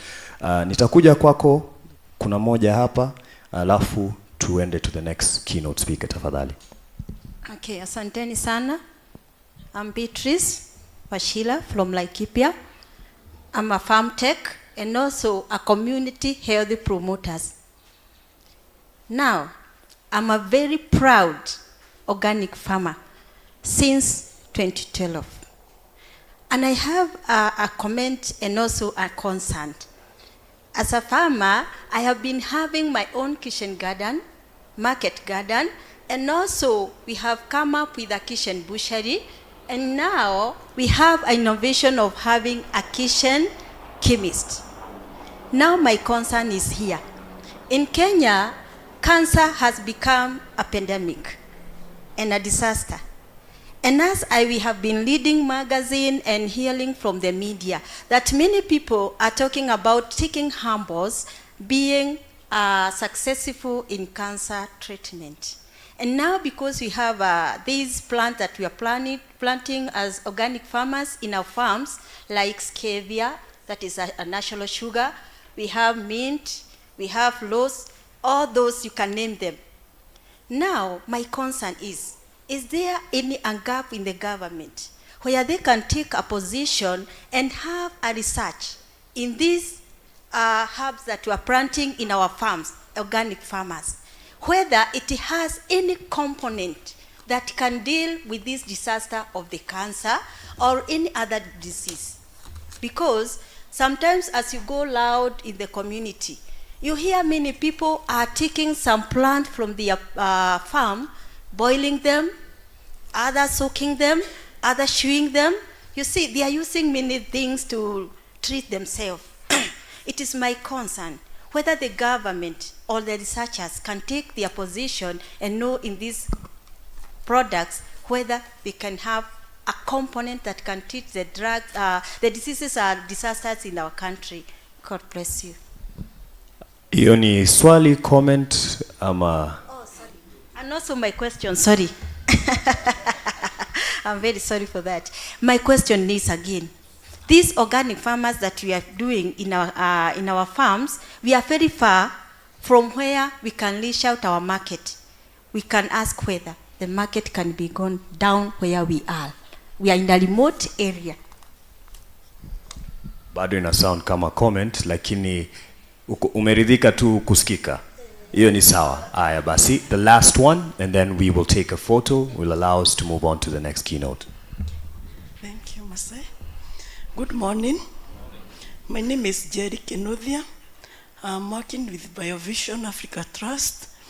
Mine is a concern about the concoctions we've been using as farmers. I would like, now that we are developing policies under agroecology, we include also these concoctions. We do a lot of research with farmers and also among the people who are in the lab to do a thorough research so that we can have a catalog of organic concoctions which can be used against a certain pest or certain diseases within the crops, within animals, and this will be in a standard form whereby the farmers will be referring. Other than, I've had somebody responding to Sodom Apple. In fact, we believe they have some repercussions, if not much, than the inorganic chemicals. But what we would like is for us, as much as we are developing products under agroecology, even the biopesticide, the inputs which we are going to use to be researched in order for all farmers to be assessing that information in a standard form. That's my question. Who would you want to respond to that? Oh, I came a bit late. I don't think know. Priscilla can respond to that. Okay. Even Irene. Okay, thank you. Whoever is comfortable to take it, even if it's a response to the comment. Yeah, Irene, I think, and that will be the one that we'll take, and then we wrap it up for the keynote. Irene, you could, okay, Priscilla, go ahead. Okay, thank you. Using of Sodom apple, we have been using this in our crops and it have really worked well. So we don't know if it is the right, because we are in the remote areas and no one have ever come to test down there. So, but what we have been doing as farmers, it have been, when we use this concretion, like mixing all this with Mexican marigold and some bags of the acacias that we have there, it really works well with our pest, and our veggies are very healthy, and we have never get any cases like people become sick. Thank you. I think for me what I want to say is that our cultural knowledge has not been well documented.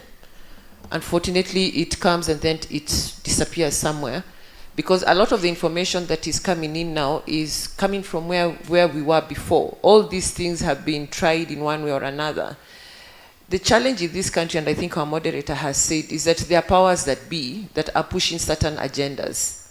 Like I've just read the list of the pest control. They don't come as glyphosate when they're coming to the country. They have a scientific name, and if you don't know what the scientific name, which I've read, is what they're actually discussing at the Pest Control Board. As I said, there's an impact assessment that is being discussed next week on the reasons why they have actually allowed those 8 active ingredients to be removed from the system. But if you go to the, what is it called, to the Agrovet, they still call it Roundup. But there's an active ingredient there that is the one they're actually discussing on whether it's actually viable in Kenya. But it has been removed as of that impact assessment report, which is going to be validated, I think, in the next 2 or 3 weeks. There are a lot of discussions because there are a lot of players, because the people in the flower sector, the people in the horticulture sector need some of these things. The question is, what is the quantity? Now, for us as farmers, unfortunately, tunataka kuuza haraka, tunataka vitu zetu zitoke kwa shamba haraka, so we put a lot and then it affects us and takes us to the diseases we are talking about.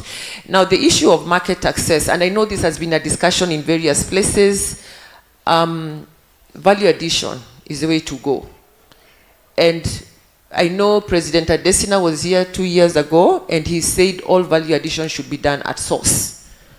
Whether that has been implemented and the how of doing it is a totally different aspect.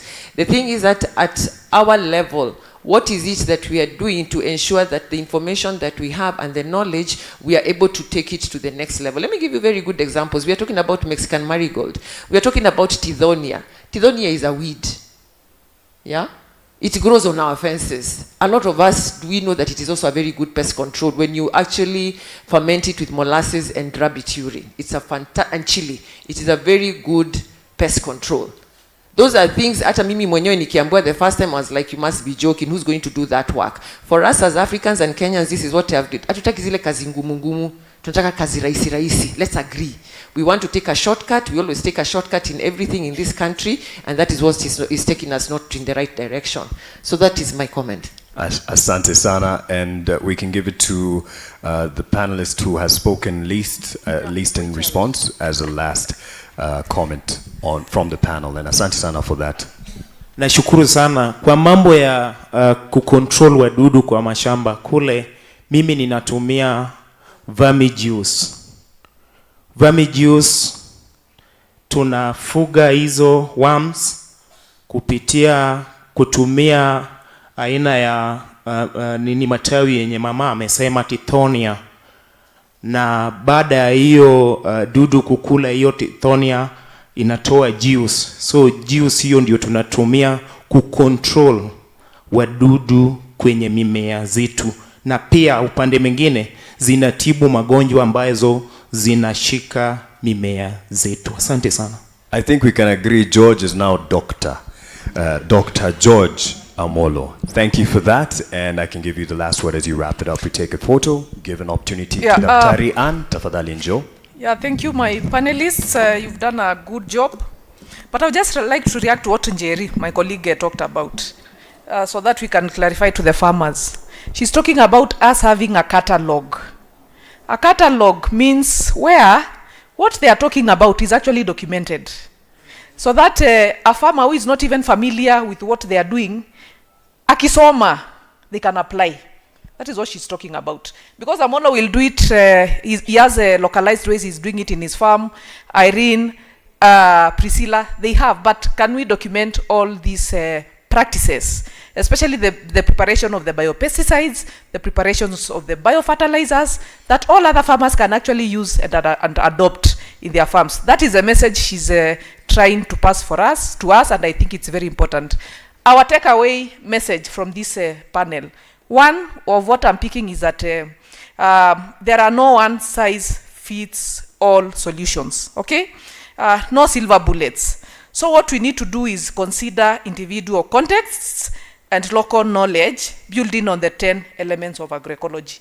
And a lot of research also is needed, and capacity building from the government, from the civil society, so that we continue enhancing the capacity of the farmers and the entire public, basically. So thank you very much, and we have appreciated how you have engaged us in this panel. Thank you. Certainly, 1 hour, 12 minutes, makofi kwao tafadhali.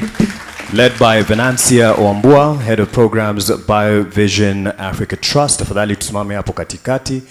We just take a picture as we also seed ground to our next keynote speaker, who has been waiting as well for the last few minutes. Asante sana. Finally, amefika.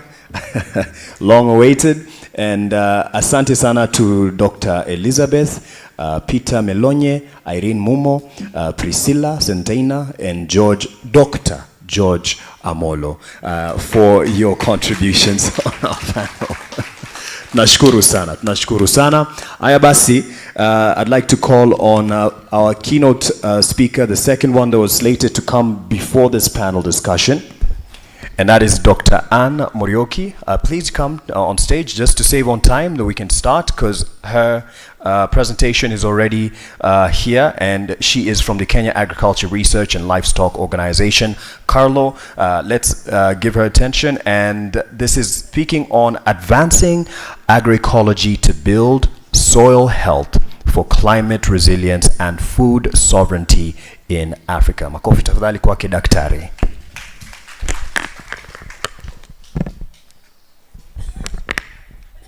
Good morning, everyone.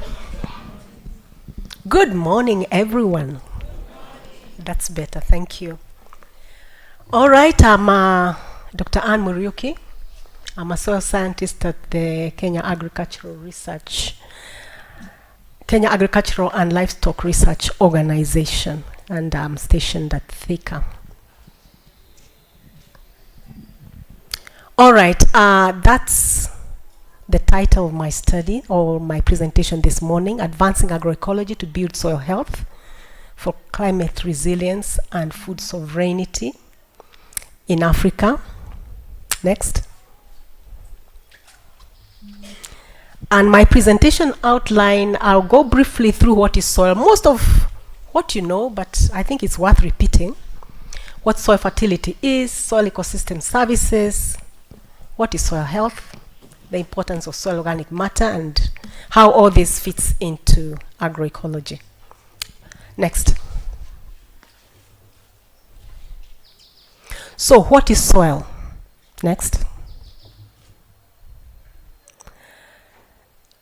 It is generally loose mineral and organic material that has chemical, physical, and biological properties. They allow those processes that are chemical, physical, and biological to take place, and this material is found at the planetary surface, on top of, if you walk out here, that's what we are talking about. That top layer there is soil, and that is what supports plants. Next. It comprises of 5%, a good soil should comprise of around 5% organic matter, but many of our soils never get there. About 45% is mineral content, and 50% is supposed to be voids, spaces that hold your water and your gases, because they are required for root growth in the soil and also for the life that that is growing in the soil. Next. So if you look at this soil here in the garden, and you took a slice all the way down to the rock, that is what you'd see there. You'd have what you call an O horizon. It's really an enrichment of where organic matter is, because dead leaves are there, animals that have died are actually accumulating there.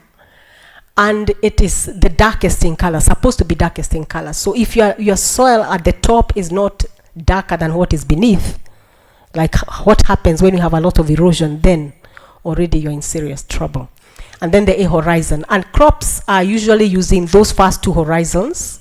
The others are sometimes are areas of concentration of minerals through leaching and things like that. But the O horizon and the A horizon are very, very important in supporting growth. Next. So what is soil fertility? Next.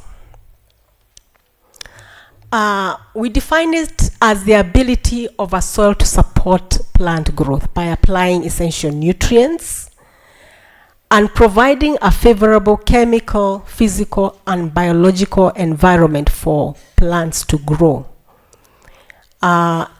Soil, we supply 15 of the 18 essential elements required for growth. And you can see they range all the way. If you go to a soil test lab, they'll test many things. They'll tell you how much nitrogen you have in there, how much phosphorus, magnesium, potassium, even microelements like zinc, copper, and the rest. So all these are required by different plants in different quantities to complete that process of growth. Next. So how are nutrients taken up? And I think if we understand this, it will make it very easy for us to know what to do. Nutrients are taken up in a solution form. They are taken up as ions. They are charged. So you find that they have to be in a solution stage, and that's why you can apply whatever you apply. Unless there's water for the nutrients to be able to move, then they are not helpful. And we know that when there's a drought, we are not able to grow anything. But when you have good rain, like now what is happening, the soil solution will be there, and those elements will be in ionic form, and they are able to help the plant. So they are either positively charged, and actually most of them are positively charged, and a number of them are also negatively charged. And what holds them? When they are negatively charged and they are in the soil solution, they are very easily prone to leaching. So there needs to be something that holds them there. That's what we call the cation exchange capacity. For those of you who give your soils to tests, for example, if you take it to a soil test lab and they tell you the CEC, what we call the CEC, it tells you the capacity of that soil to hold those ions, and that is a very key thing. When you have a poor soil, that CEC is low. Now, we need to understand that our soils in Africa are what we call highly leached, highly weathered. Because they are highly weathered, they tend to be low in cation exchange capacity and in their concentration of nutrients. They need a lot of help in terms of fertility. They also tend to be low in soil organic matter. The earlier slide I told you that 5% is what we expect to find organic matter, but our soil tests are telling us our organic matter contents are around 1%.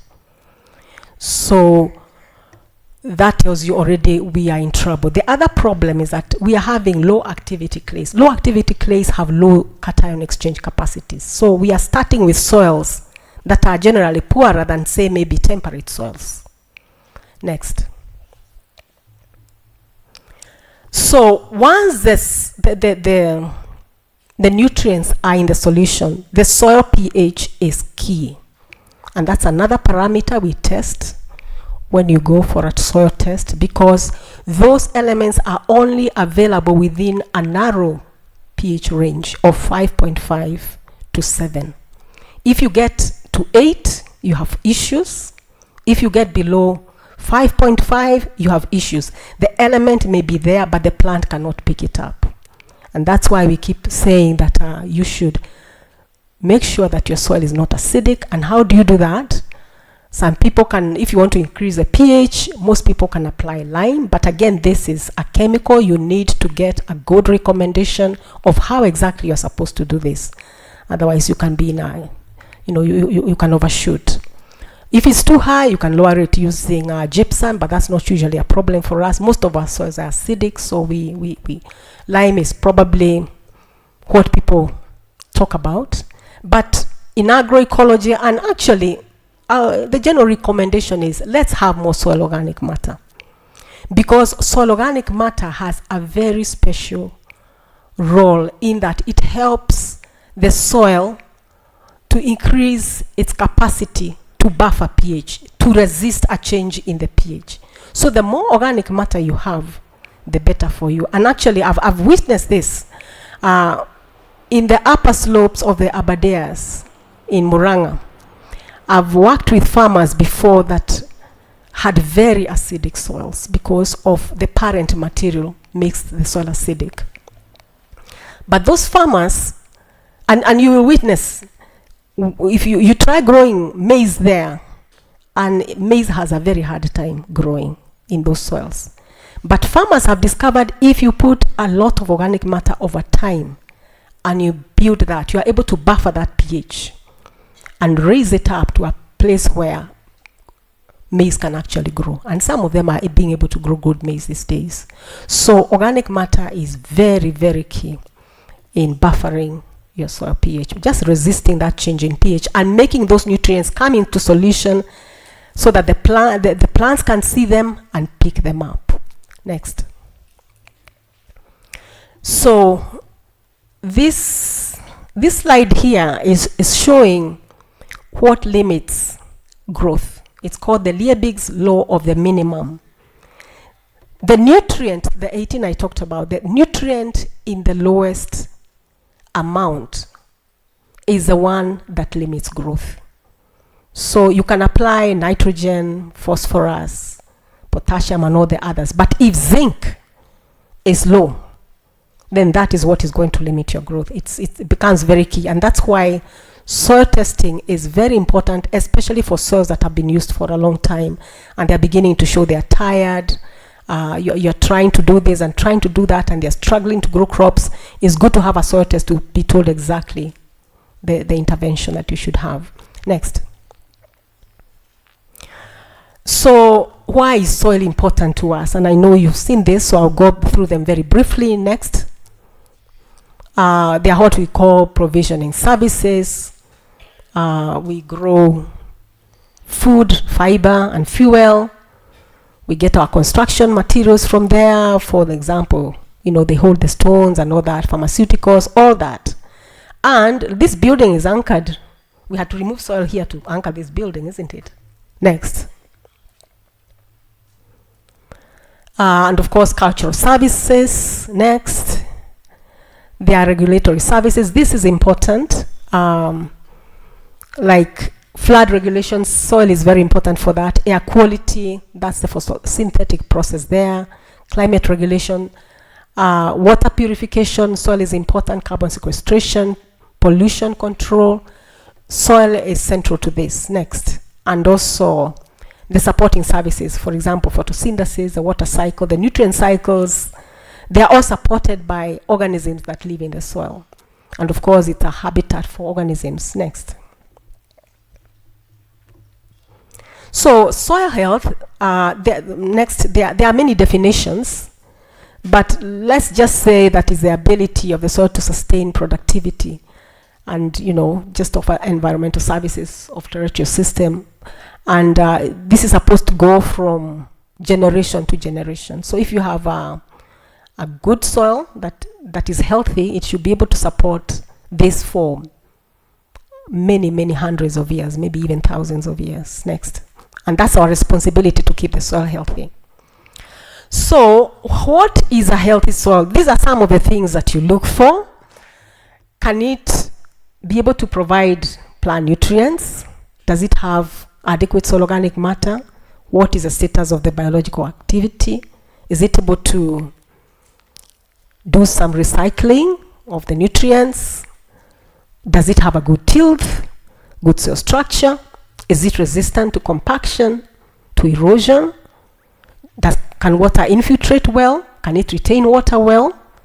Can it be able to, is it devoid of toxic chemicals? I had us talking about cancers earlier. And some of those cancers, they are coming because plants are picking up the heavy metals right from our soils.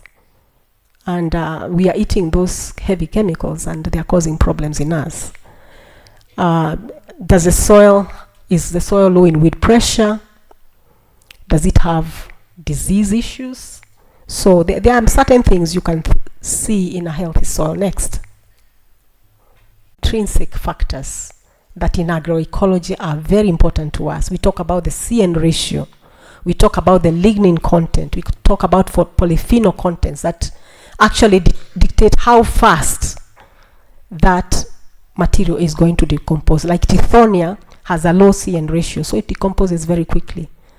Other leaves have a high CN ratio, they have a lot of polyphenols, so they might even take a year, 2 years, 3 years to decompose. And we use this for different purposes. Next. Now, this is an important figure here. It tells us that depending on your land use, you find that the soil organic carbon will change. It tends to be higher where there's less disturbance. For example, a natural forest where you're not withdrawing anything. Things, the system is just natural. We are not withdrawing anything. But when you start grazing and cropping the land, you are withdrawing so many nutrients. You begin to see changes in the organic carbon. Next one. And if you continue cropping for many years without adequate nutrient replenishment, that organic carbon will go down. And carbon is what soil microorganisms feed on. So your soil begins to get very infertile because it can't support life. To the extent that you can end up with a dead soil, or at least a very unhealthy soil, if we could put it that way. Next. So, soil organic matter is key because it affects all the 3 parameters that indicate soil health. It affects physical components such as soil structure, the aggregation of soil, the water holding capacity, soil aeration and soil temperature, the chemical components such as storage of plant nutrients, CEC, soil buffering capacity, as I had said before, and also its ability to control pollutants. What you were talking about earlier in cancers. It's because our soils are so low in organic matter, and I'll talk about that in a later slide, that we are not able to hold those pollutants. They're actually leaching into our water bodies, and we are drinking them. Then there are the biological components such as soil biodiversity. I think this one we know about, nutrient cycling, of course through mineralization and all that. So there are key indicators or key components that are affected by soil organic matter. When you have more soil organic matter, these components improve. Next. And I put this here to show that soil organic matter supports life and many ecological roles happening in the soil. All those components of soil life that do different things in the soil, they have to feed on something. And that something is soil organic matter. As they break those bonds, they get their energy and they do the work for you. So it is important to have good, adequate soil organic matter contents. Next. So what are the practices that affect soil organic matter? This is important. Like I said, if you start with a forest and you remove that perennial vegetation, you start putting an annual vegetation, you start losing the carbon, the soil organic matter. Or if you are replacing mixed vegetation with monocultures, you have less diversity, and then that begins affecting the carbon as well. When you have high harvest indices, For example, here in Kenya, when we have, if you have an animal, you see farmers removing the cob and the stover at the same time. That's a high harvest index compared to if you are leaving the stover behind. So you are withdrawing a lot of nutrients, including carbon. And your rate of removal will be higher than somebody who is not doing that. Bare fallows. If you are going to fallow, don't leave it bare. Do something, or at least leave some weeds there that you can, because you'll fix some, some carbon for you through photosynthesis, isn't it? And then burning, of course, it's bad. I think that one we all know. If you're not having crop rotations, if you're overgrazing, if you are plowing, and in Kenya we love to plow, if you improve drainage, definitely the aerobic decomposition, the decomposers, they just go into overdrive and you start losing your carbon again. And if you're fertilizing, especially with nitrogen fertilizers, you tend to stimulate microbial growth, and that eats that soil organic matter, so it kind of ends to go down. Now, soil organic accumulation, again, these are agroecological practices. You add your composts, your manures, your biochars. You should leave your soil covered. You should put your green manures, your lay crops, your crop mixes. Do something with that soil. Don't leave it bare. That's what that means. And then you till less. You do crop rotations. You do mixed cropping. You don't do monocropping. It's good to have crop mixtures. They are better. You protect from fire. You don't burn. If you can irrigate, so that there's something growing, there's something fixing the carbon for you. If you can have some perennial forage, and I think for our big farmers, maybe this is something they should consider in their rotations, having a grass that they can live for some time if you have the land to help you to do that. Agroforestry is very important, especially in getting some of those nutrients that are leached in the lower layers of the soil back up through the roots. And of course, agroforestry, you can make it work for the farmer in terms of making sure that he can make use out of that tree, either timber or it's, you can get some fruit out of it or some other use. What we have forgotten, I think, is biological nitrogen fixation. We should do more of this. Get good legumes that can actually fix and all that, yeah? We can go to the next slide. So agroecology, I'm not very far from finishing my talk. I don't want to go into this because all you guys know about agroecology. But you are using the interactions between plants, animals, humans, and the environment to give you food security and nutrition. I took this from FAO. And let's go to the next slide. So there are practices there that can help you to minimize loss of soil organic matter, take care of your soil better. For example, and I put this, there are many I read about, but I thought, let me pick some that we can begin to apply in Kenya because we don't think about that. The first thing is that we need to keep the soil in place. We are losing way too much soil with erosion. And it's time we started keeping the soil in place, because if it's gone, then we won't even have anything to farm with. So let's terrace. Let's use buffer, we can use contour buffer strips. Maybe if you have some stovers, just put them across the gradient to slow that water.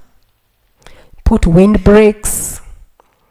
We should enhance biodiversity by reducing inorganic synthetic fertilizers. And the main point here is that when you put those fertilizers there, you spike the nutrient content and organisms go into a very high mode of, they really multiply quickly and start working on the carbon. And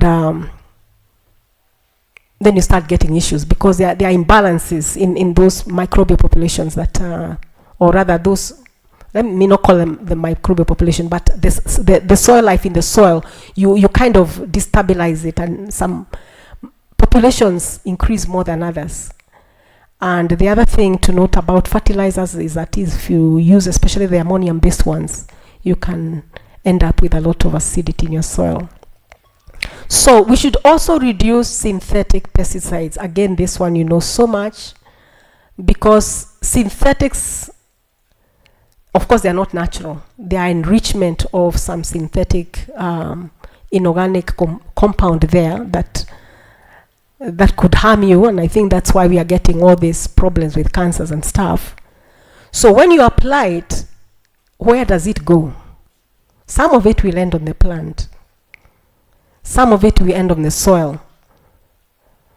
And if it's leached, it will even end up in your water.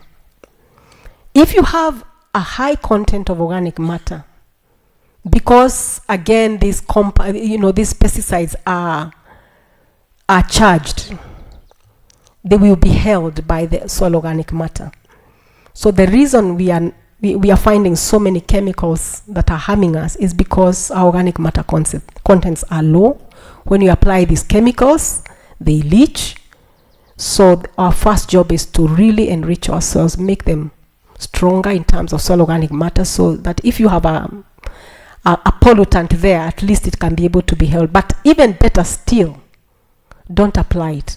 I like the concoctions that we're using, but if you have to, if all the concoctions don't fail, then we have to use something else, then use it as a last resort. But let's use the natural products as best as we can and as often as we can.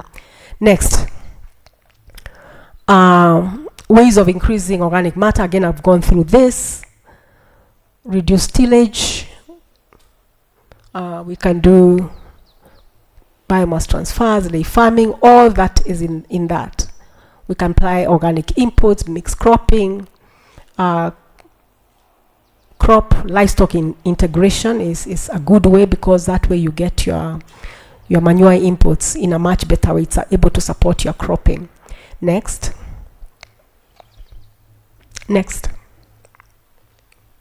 So if you do all these things, how will we know that you're getting some progress with your soil health?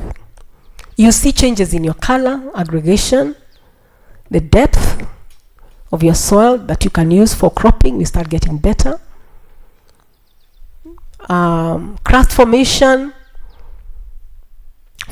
of rills and gullies. You can use it as an indicator whether soil health is there. Runoff, root growth, crop emergence, yields, soil fertility indicator plants. Some indicate when fertility is high, others when fertility is low.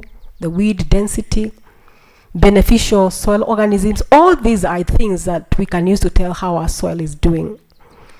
And the conclusion here is that we need to build the capacity of our farmers. And not just farmers, by the way, even the rest of the value chain players. People doing in research, people in extension, agro input dealers, even people in policy need to know these things, so that we are all talking one language and we are putting the right policies in place. And then occasionally, periodically test your soil. Maybe once, 5 to 7 years, see how it's doing. At least in the initial stage, maybe you need to do that more often, but after some time your soil will be so good, probably you don't need to test as often. And when you go for a soil test, please ask for the physical and biological indicators in addition to the chemical ones. It will cost you a bit more, but you'll get a more comprehensive soil test result that will be able to help you. So that's the end of my presentation. Thank you.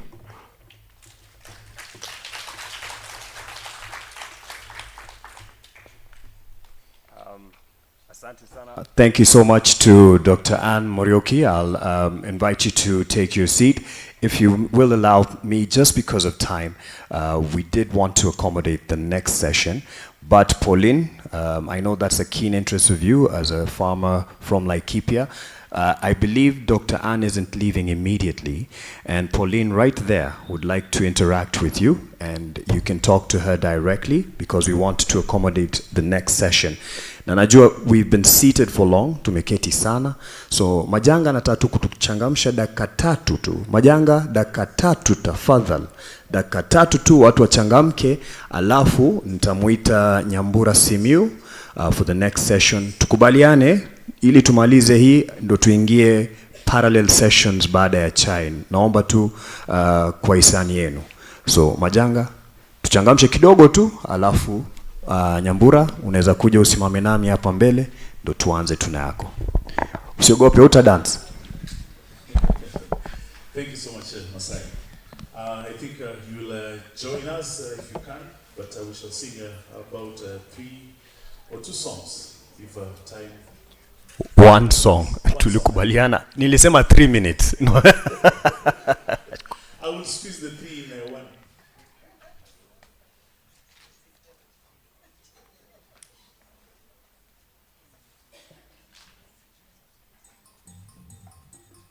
This song is from Western Kenya, from Bukusuland. Maybe tunaweza changamka kidogo.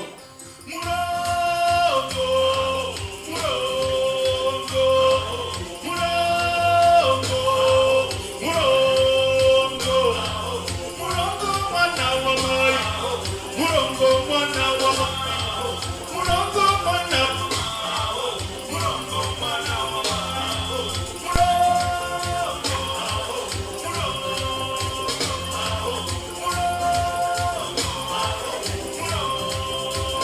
Aho, aho, tick, tick, tick, aho. Twende mabega. Aho, tick, tick. Aho, aho, tick, tick. Aho, aho, tick, tick.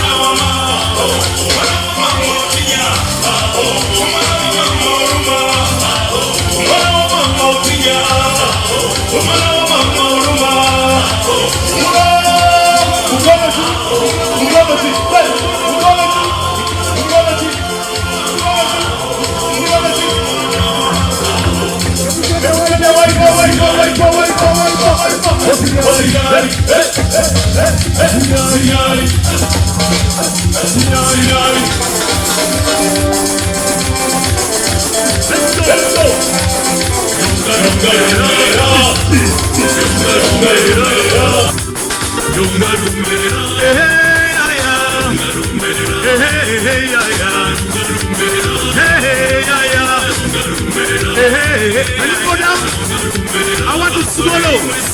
No. Obasecha mwesi. Miruka kidogo. Kisa kidogo. Wapu vigelegele. Obaseni kodile. Obaseni kodile. Hululumbe rwechile. Hululumbe rwechile. Emunia fulolile. Emunia fulolile. Omanangwe kyolile.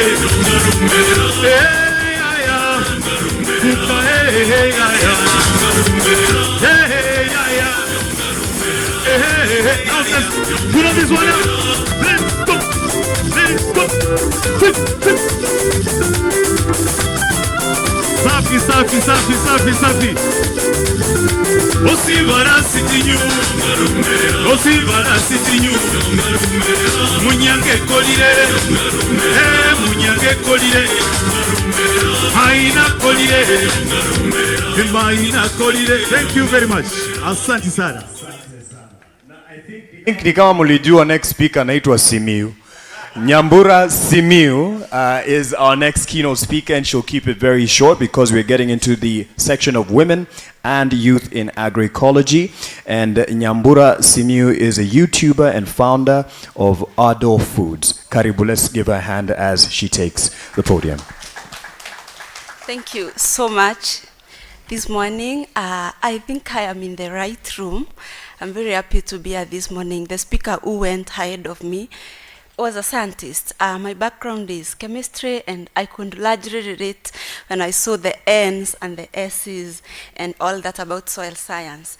My short assignment this morning is nothing to do with science or chemistry or what I actually learned in school, but it's something to do largely with my passion in agro enterprises.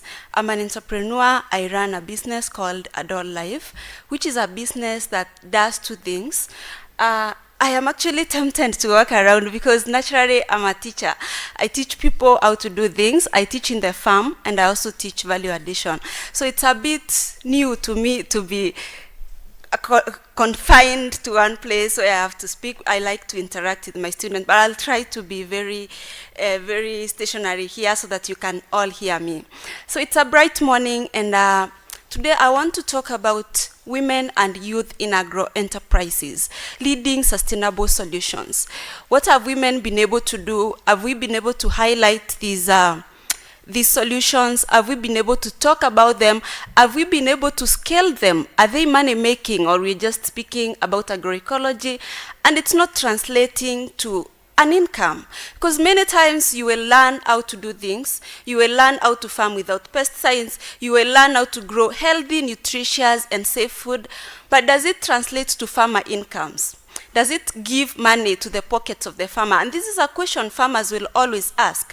And that is my assignment this morning. I'll keep it very short so you can go to the next slide. There will not be any scientific studies in this presentation. I hope you will enjoy it. So women-led agro-enterprises are reshaping the future of agriculture. Have we given our women a chance to do what they do best?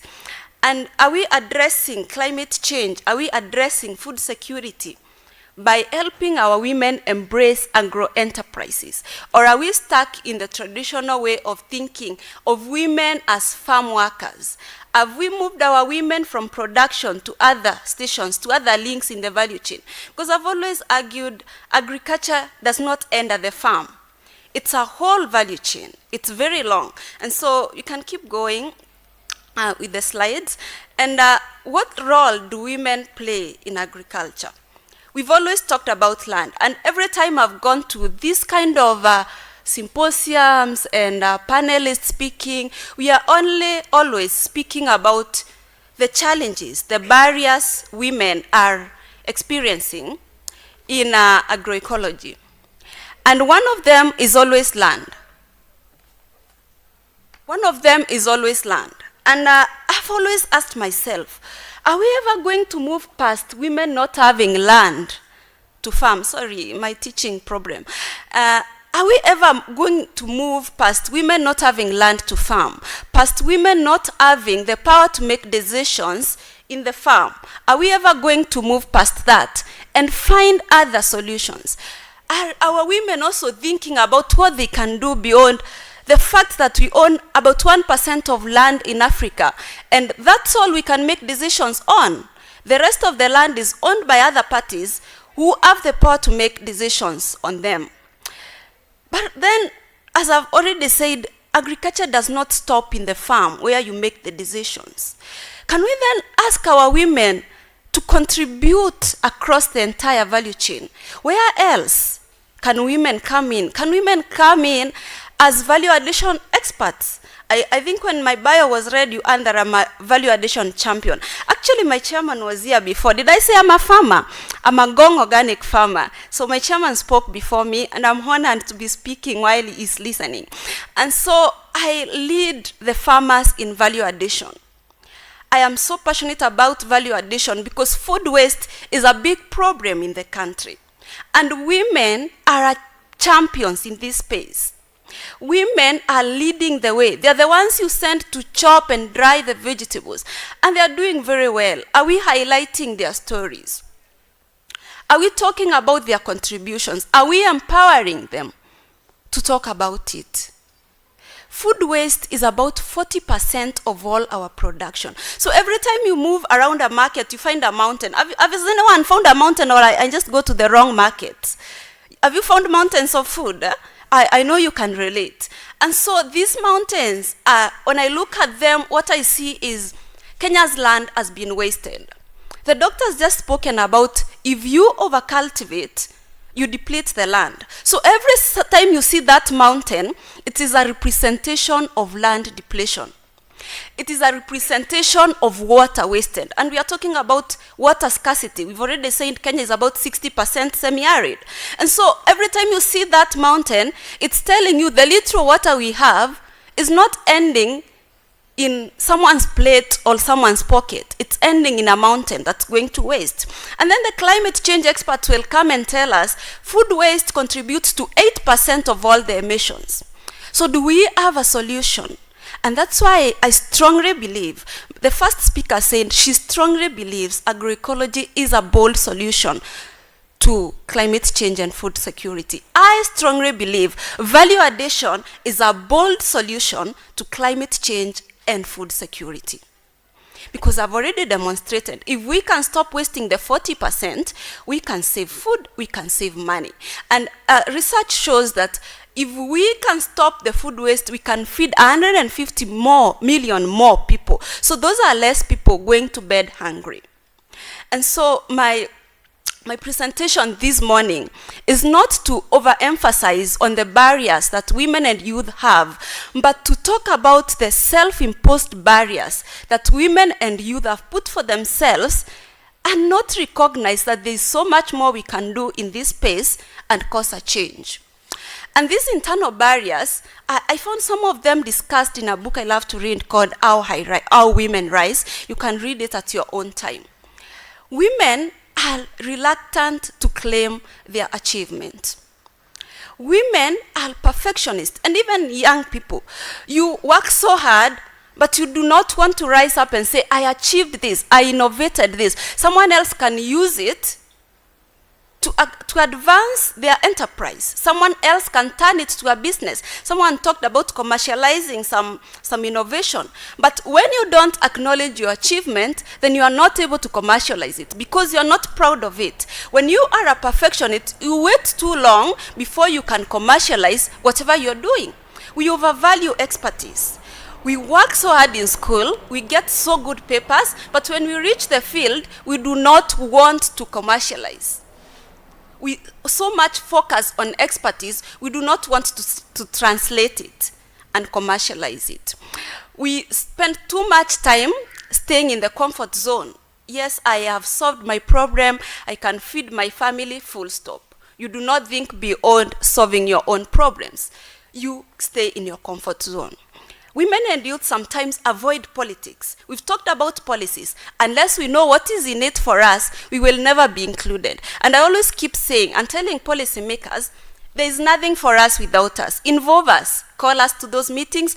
Call us to public participation. I don't know whether farmers attend public participation. I do.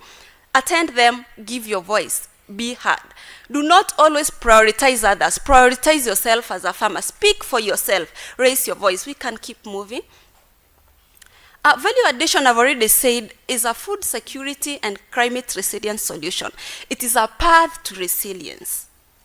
If we stop wasting our food, and organically and agroecologically farmed food is hard work. At Ngong Organic Farmers, what we do is we translate everything that comes to the market and is not sold. We take it to the production center and we convert it to value-added food. We are creating a no-waste kingdom. And that's what adult life is about. We train women and youth in urban gardening, and when they do that, we value add what they produce so that they have a zero waste kingdom. Anything that comes to waste, there's composting, and there's also vermiculture. So this, what this does is it increases the household incomes of these farmers. It reduces food waste, which I've already talked about, and improves our soil security. We can keep moving. Now, we must leverage on technology and training to improve the role of women and to also acknowledge and give more power to women to take charge of their enterprises. We've always talked about, oh, women do not own bank accounts. Now, mobile banking has revolutionized that. Everybody can do mobile banking, can do mobile borrowing. We will speak about that in another place. There's then exploring digital markets. My business is purely online. I've run it for 5 years. I've made money out of it, and it can be done. And I always stand up and say it is possible when you believe it is possible. Then we must train and use technology. I use YouTube to train urban gardening and value addition. That's also leveraging on tech as a woman to be heard in the agroecological space. Don't let all the people who have the chemicals be the only ones curating YouTube channels and speaking. We must also be part of the discussion. We must rise up and raise our voices. We must be heard. And that's another use of technology. We must overcome the barrier of overvaluing expertise. Do not spend too much time adding value to just yourself. Network. Leverage on visibility. By the way, no matter how good you are, if nobody knows that you're good, it is just for you. So please, as you become an expert, improve on your visibility, improve on your scaling. Keep moving. We must change the narrative. Let's not look at women as always the people on the victim side of the story. Women are champions, and women are changing the narratives. The front photo of every agriculture journal should not always be a peasant farmer. Women are confident, educated, and change-making agents in this space. So in sustainable agriculture, we must change. And that's the only way actually to encourage our youth, because that's a question I'm always asked. How do we encourage our youth to take up agriculture? It's only by demonstrating that agriculture is viable and profitable. And unless we do that, we will keep the discussion of encouraging youth to come to agriculture. Youth want to see, is it working? Is it a viable career? We must change the narrative. The next slide, please. And this is towards my finalizing of this presentation.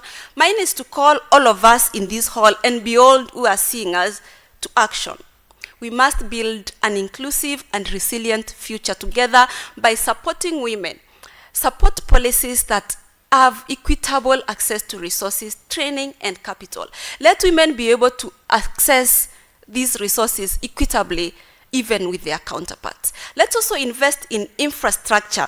I don't know whether your government has invested in some value addition centers. Mine has not. We're just doing this in the private sense. But I'm calling to not only the government, but also our partners to invest. While we invest in the farming space, let's also invest in infrastructure for value addition so that we don't waste all the effort we put by the food going to waste. Then we must inspire our future generations through telling success stories. And this is something I'm very, very passionate about, that you can change your life just by practicing agriculture. We need to tell these stories more. We cannot wait for someone to tell these stories on our behalf. We must be the ones rising up and says, this is viable, this can be scaled, this is how it works. And then that way we will be able to bring more youth on board. We can keep moving. In conclusion, these are the only 3 things you need to do. Acknowledge the women's role in agribusiness. Acknowledge your own role in agribusiness. Talk about it. Own it. Believe it. Nobody's gonna do that for you. Cheer. Let's invest in women and celebrate their achievements for a sustainable future. Let's tell more stories of women who have succeeded as opposed to more stories of women who are experiencing challenges. This way, I believe when you talk about the positives, you are able to solve more of the negatives. So let's talk about these success stories. Let's talk about these achievements. Finally, let's network. Find someone who is doing something you love. Find out how they did it. I look forward to working with all of us to build a resilient future. Thank you. Asante sana to Nyambura Simiu, and as you have heard, please, you could interact with, excuse me, her YouTube page, Ado Foods. Is that where we can find you, Nyambura? Nyambura Simiu on YouTube and everywhere. So your channel is Nyambura Simiu or an Ado Foods? Yes. The main channel is Nyambura Simiu. Please interact with that, excuse my voice, on YouTube and get more of her content. And that is where the future is with the content. Please, I'd like to call on Mane Nanyu, the head of programs, PELUM Kenya. And she promises to really take it quick because we want to accommodate this panel and have the breakout sessions between tea and lunch break, after tea of course and before lunch break. Now she is joined by panelists speaking on the role of women and youth in agroecology. Please, if you know you are part of this panel, please make your way as I call you. Monica Nyaga, Gender Officer, PELUM Kenya. Dr. Sarah Olembo, Aola Mentor. Esther Bet, Rodi Kenya, Monica Yator, IWGI, and Anthony Mongai, Young Volunteers for Environment. So please, if you hear your name, please make your way to the stage.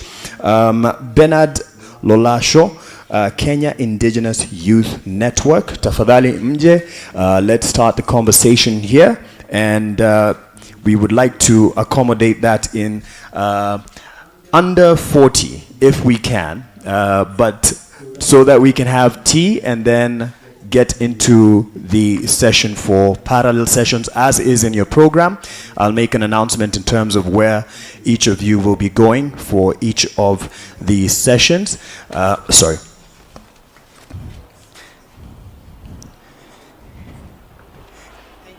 Karibu, karibu. Tumpe makofi tafadhali akija on stage. Asante daktari.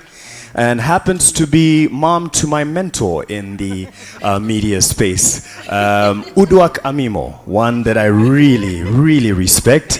That is the lady behind the genius in media. Tumpe makofi. That's why you've seen her give the participation and the contribution.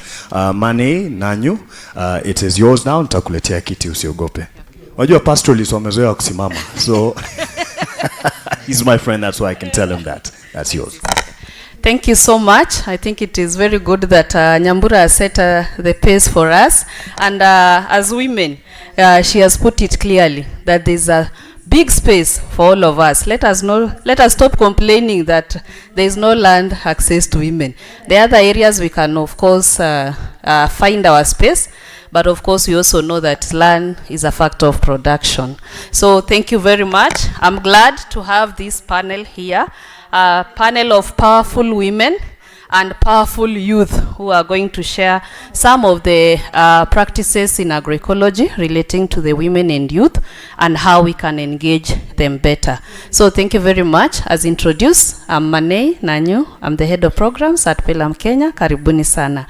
Asante. So I'll go directly to my questions and karibu sana Dr. Olembo, Anthony, Esther, Monica, two Monicas, Yator and Nyaga. So thank you very much. So I'll start directly with Monica.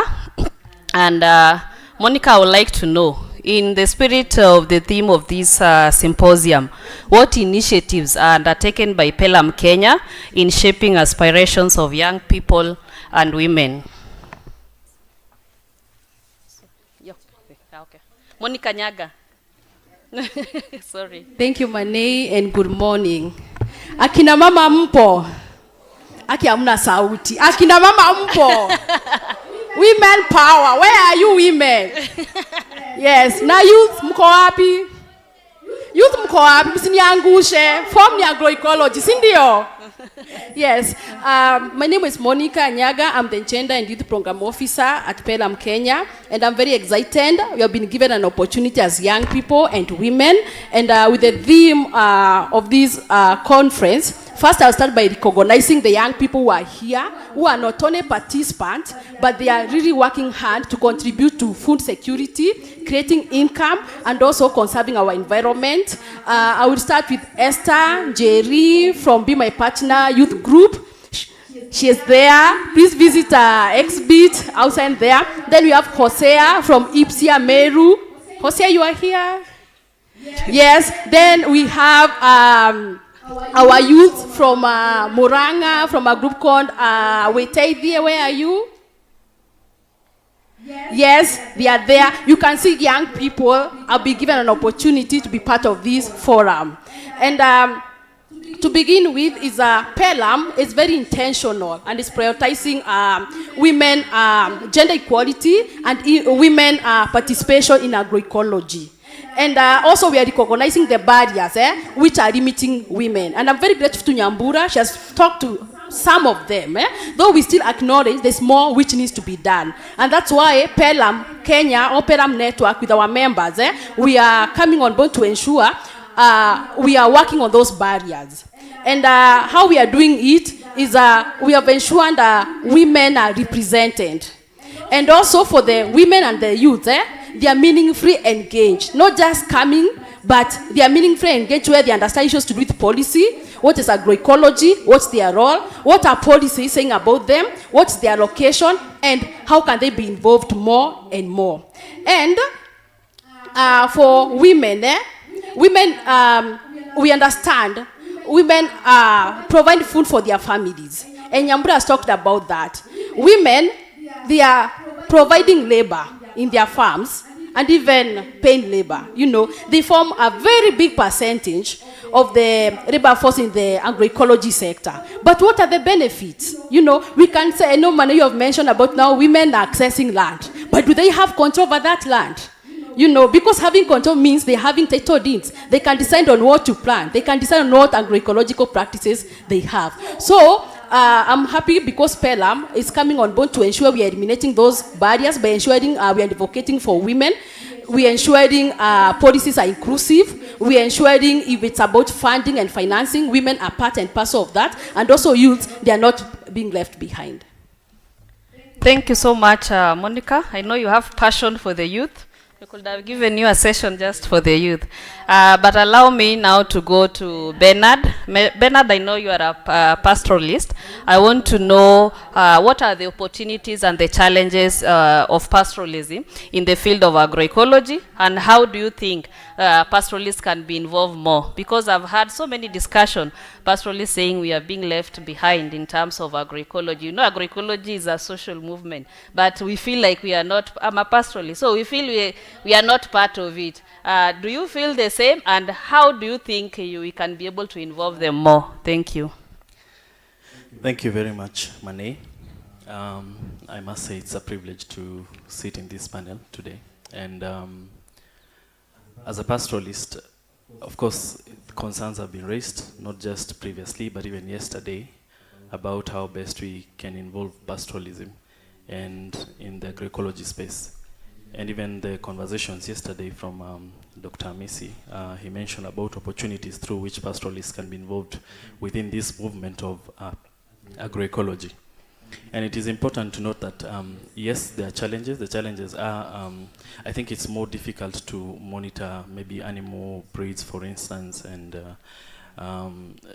how, and of course the commercialization that has been there previously has been a challenge where lots of people, especially pastoralists, are moving towards these more improved breeds, for instance, that are not entirely drought resistant because of productivity of beef, for instance. So if we are able to have investments that promote both drought and resistance breeds, for instance, for pastoralists, they would feel much more welcome in this conversation. But more importantly, I think pastoralism is not only just a livelihood, it's also a way of life.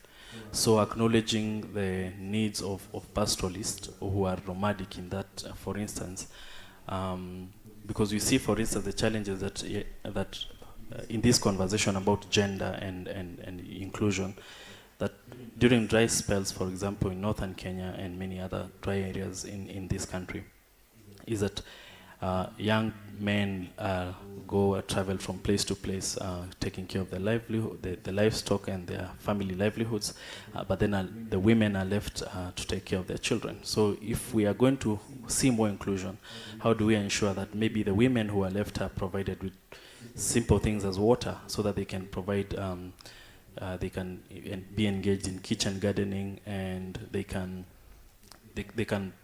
be the pace setters who are helping their families meet their nutritional needs that they're already doing. And so I think it's important to put more investments and more effort towards empowering pastoral communities, especially with their being cognizant of their livelihoods and their lifestyle.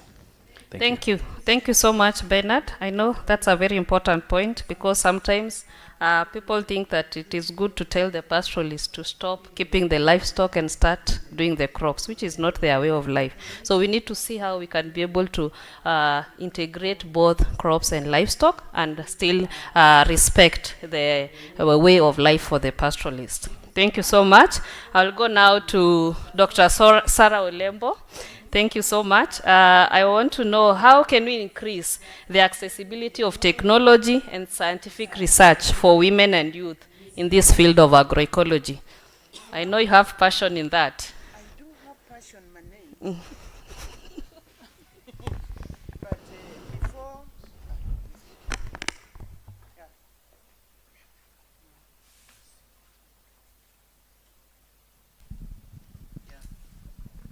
Before I respond to that question, I want to be able to appreciate this congregation here and the person who had this idea to have this agroecology symposium.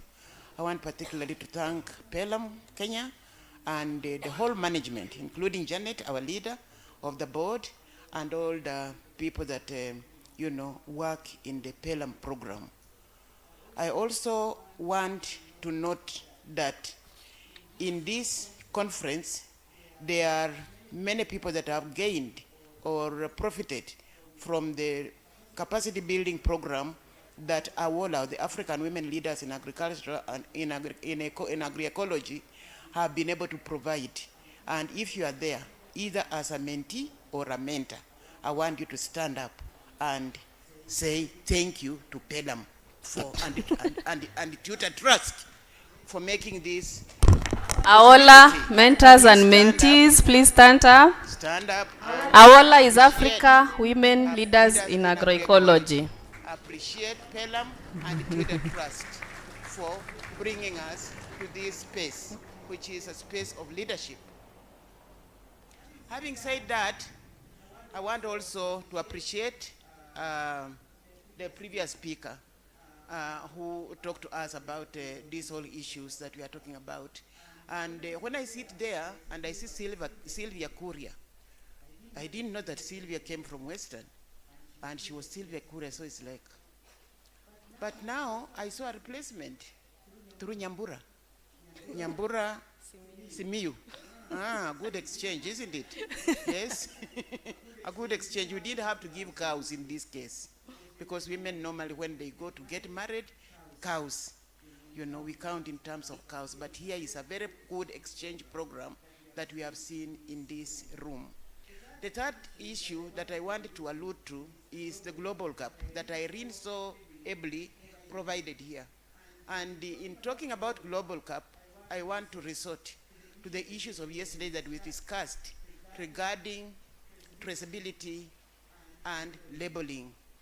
These are the two elements that normally lead for us to know what we are consuming and to be able to put in place alert systems, so that if a product has got any hazards or it's got dangers in them, you have a way to recall that product and also to put corrective measures in place so that you don't repeat the mistake.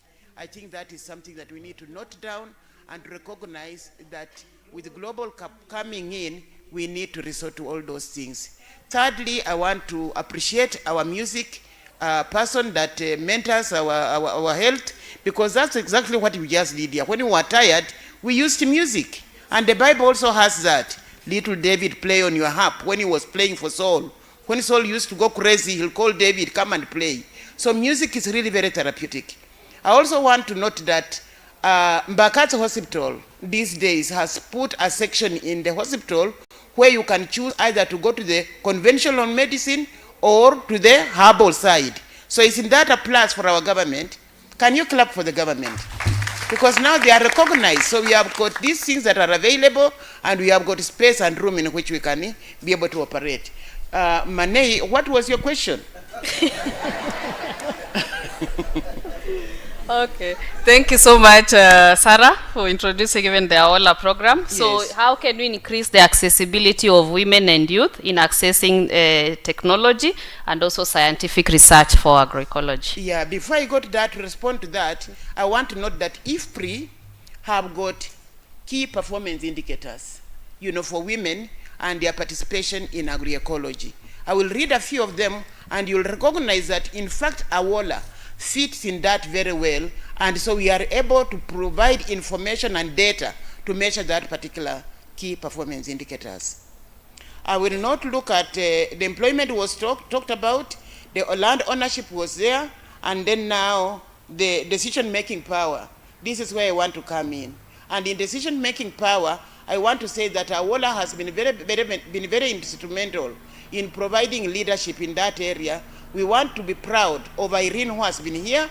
We want to be proud of Sally, my mentee, who has done extremely well. Right now, her personal innovation plan has led her such that she's a CEO of an enterprise that is called African Capacity Building and Sustainable and Inclusive Development. That CSO has won money, and that is why Sally is in Zanzibar and Pemba, looking at women that look in agroforestry areas and to see how they can be genderized to be brought into the line of agroecology. Education, that is where now we want to go. The education that is given to women, and especially as Nyambura put it, our work is normally disregarded. You don't see much education being given there, and women also, we would like to lay ourselves back so that we don't come forward, as it has been said by Nyambura here earlier, to express our need. And sometimes, if the man is there, we'll prefer that the men go ahead. And especially in these technology things, where I have noticed that the younger people are the ones that want to give that role of cybersecurity, because we are talking about not documenting our information, leaving it, to vandalism.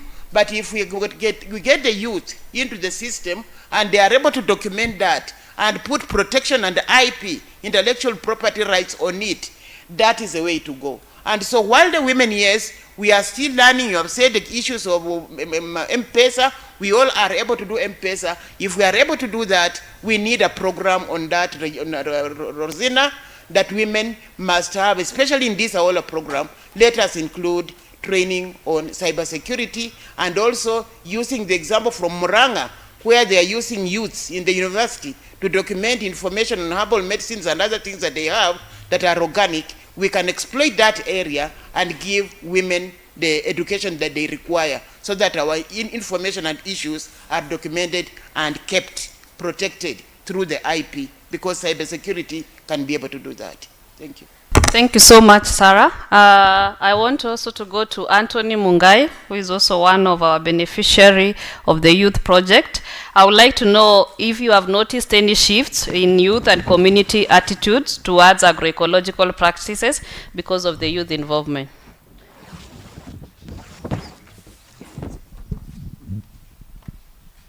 Thank you, Mane, for the question. And to respond to that, I say is a yes.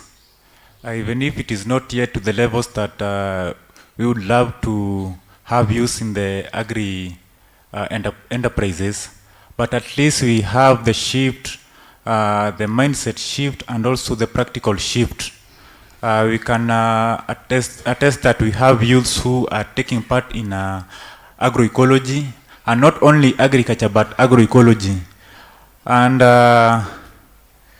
recently, maybe I can talk of this year, I have seen around 5 new youth farmers, and who are also very passionate to do agroecology. that is organic agriculture. And also in the institutions, we also have been seeing that now youths are growing passion into agroecology. We are having nowadays even more ladies taking agroecology and sustainable agriculture courses as compared to other days. I had a session with some youth around 2 weeks ago, and we were talking about agroecology, climate change, and sustainable agriculture. And we referred some years back where we have this institution called Jomo Kenyatta University of Agriculture and Technology. And I remember a time people used to make jokes with Jay Quat saying that it is called Juja Boys, because at those days there were no ladies taking part in agriculture. But now we have institutions like Manor House, like the College of Sustainable Agriculture for Eastern Africa, an initiative of SACDEP Kenya, and we are having ladies, even larger numbers of ladies compared to men. So there is a shift in sustainable agriculture and in agroecology as a result of youth involvement. And I also will thank PELUM for having me in the first cohort of the promoting sustainable agriculture through youth involvement among other youths. And I'm sure continuing with such programs, we are going to empower more youths, and we're also going to have it as a catalyst to climate change, mitigation, and also having an inclusive food system. Thank you. Thank you so much, Anthony. I would like to ask now Monica Yator on how do we ensure that women and youth voices are central in policy making processes, especially in the climate discussions. Thank you. Thank you very much, Mane. And just to introduce myself better, I'm Monica Yator. I'm the founder of Indigenous Women and Girls Initiative. I'm also the co-chair Agroecological Coalition. I'm a member PELUM, and I'm also a member AFSA. This is a big movement advocating for agroecology, and I'm proud to be in this platform. So to respond to your question, I think from the previous presenters, they've spoken about policy, especially yesterday. And we have a missing link. As we speak, we have a livestock bill that was recently passed. And I don't know if some of us have interrogated on that bill. We also have a Climate Change Act. We also have so many policies now that we also think that we can support agroecology transformation in these counties. I think youths are still missing the policy engagement. First, because what is our NDC talking about youths? What about national adaptation plans? We need to have more of these forums so that PELUM can support the government to educate more youths, because even in our universities, do we have policy platforms? Do we have policy engagement? Now that we have a Public Participation Act in place, how many youths are engaging in agriculture courses? Apart from now the new technical colleges that we are introducing, apart from even Egerton University, they're talking about agriculture, going to the farm. What about policies? Because we cannot change policies if we are not part of that. You are either the menu or we're in the table of these people. So again, how do we engage our national governments to even engage more youths in agriculture? I remember before agriculture was a form of punishment. I school in a grassroots organization, a primary school called Parkera. When you miss classes, the following day you are going to water. So to us, it was a form of punishment. How do we entice youth into agriculture? So we need also to speak about agribusiness. There was a lady who talked about agribusiness. I get so excited about that. How do we encourage young moms, young girls to see the passion, to see the value of agribusiness? They are not supposed to go to the farm until farm because somebody said, how do we make agriculture sexy? I still want to keep my nails neat. I still want to wear my nice shoes. I don't want to wear gumboots to go to the farm. But how do we encourage our young generation, the Gen Zs, to do farming? As we speak about food insecurity in our country, who is feeding on KFC food? It's our Gen Z. How do we talk about healthy eating, healthy farming? So again, how do we bring our Gen Zs from keyboard, from the computers and laptops to go to the farm. So again, we need to be more innovative, and I throw this ball to PELUM, because now I'm a proud member. We need to speak about youths. We have a project in primary schools. We train agroecology. We also support them establish food forests in their school. We need to bring more of this project in school so that we change mindsets at young age. So the intergenerational knowledge transfer, so that our youths, our young people do not despise the farming because it's dirty. So again, I want to urge everybody here, the partners, to support agroecology transformation. We need to do a lot of movement. Take this movement to our younger generation. Thank you. Thank you so much, Tor. I know you have a lot to share, and your namesake there is the lead of the youth program at PELUM Kenya.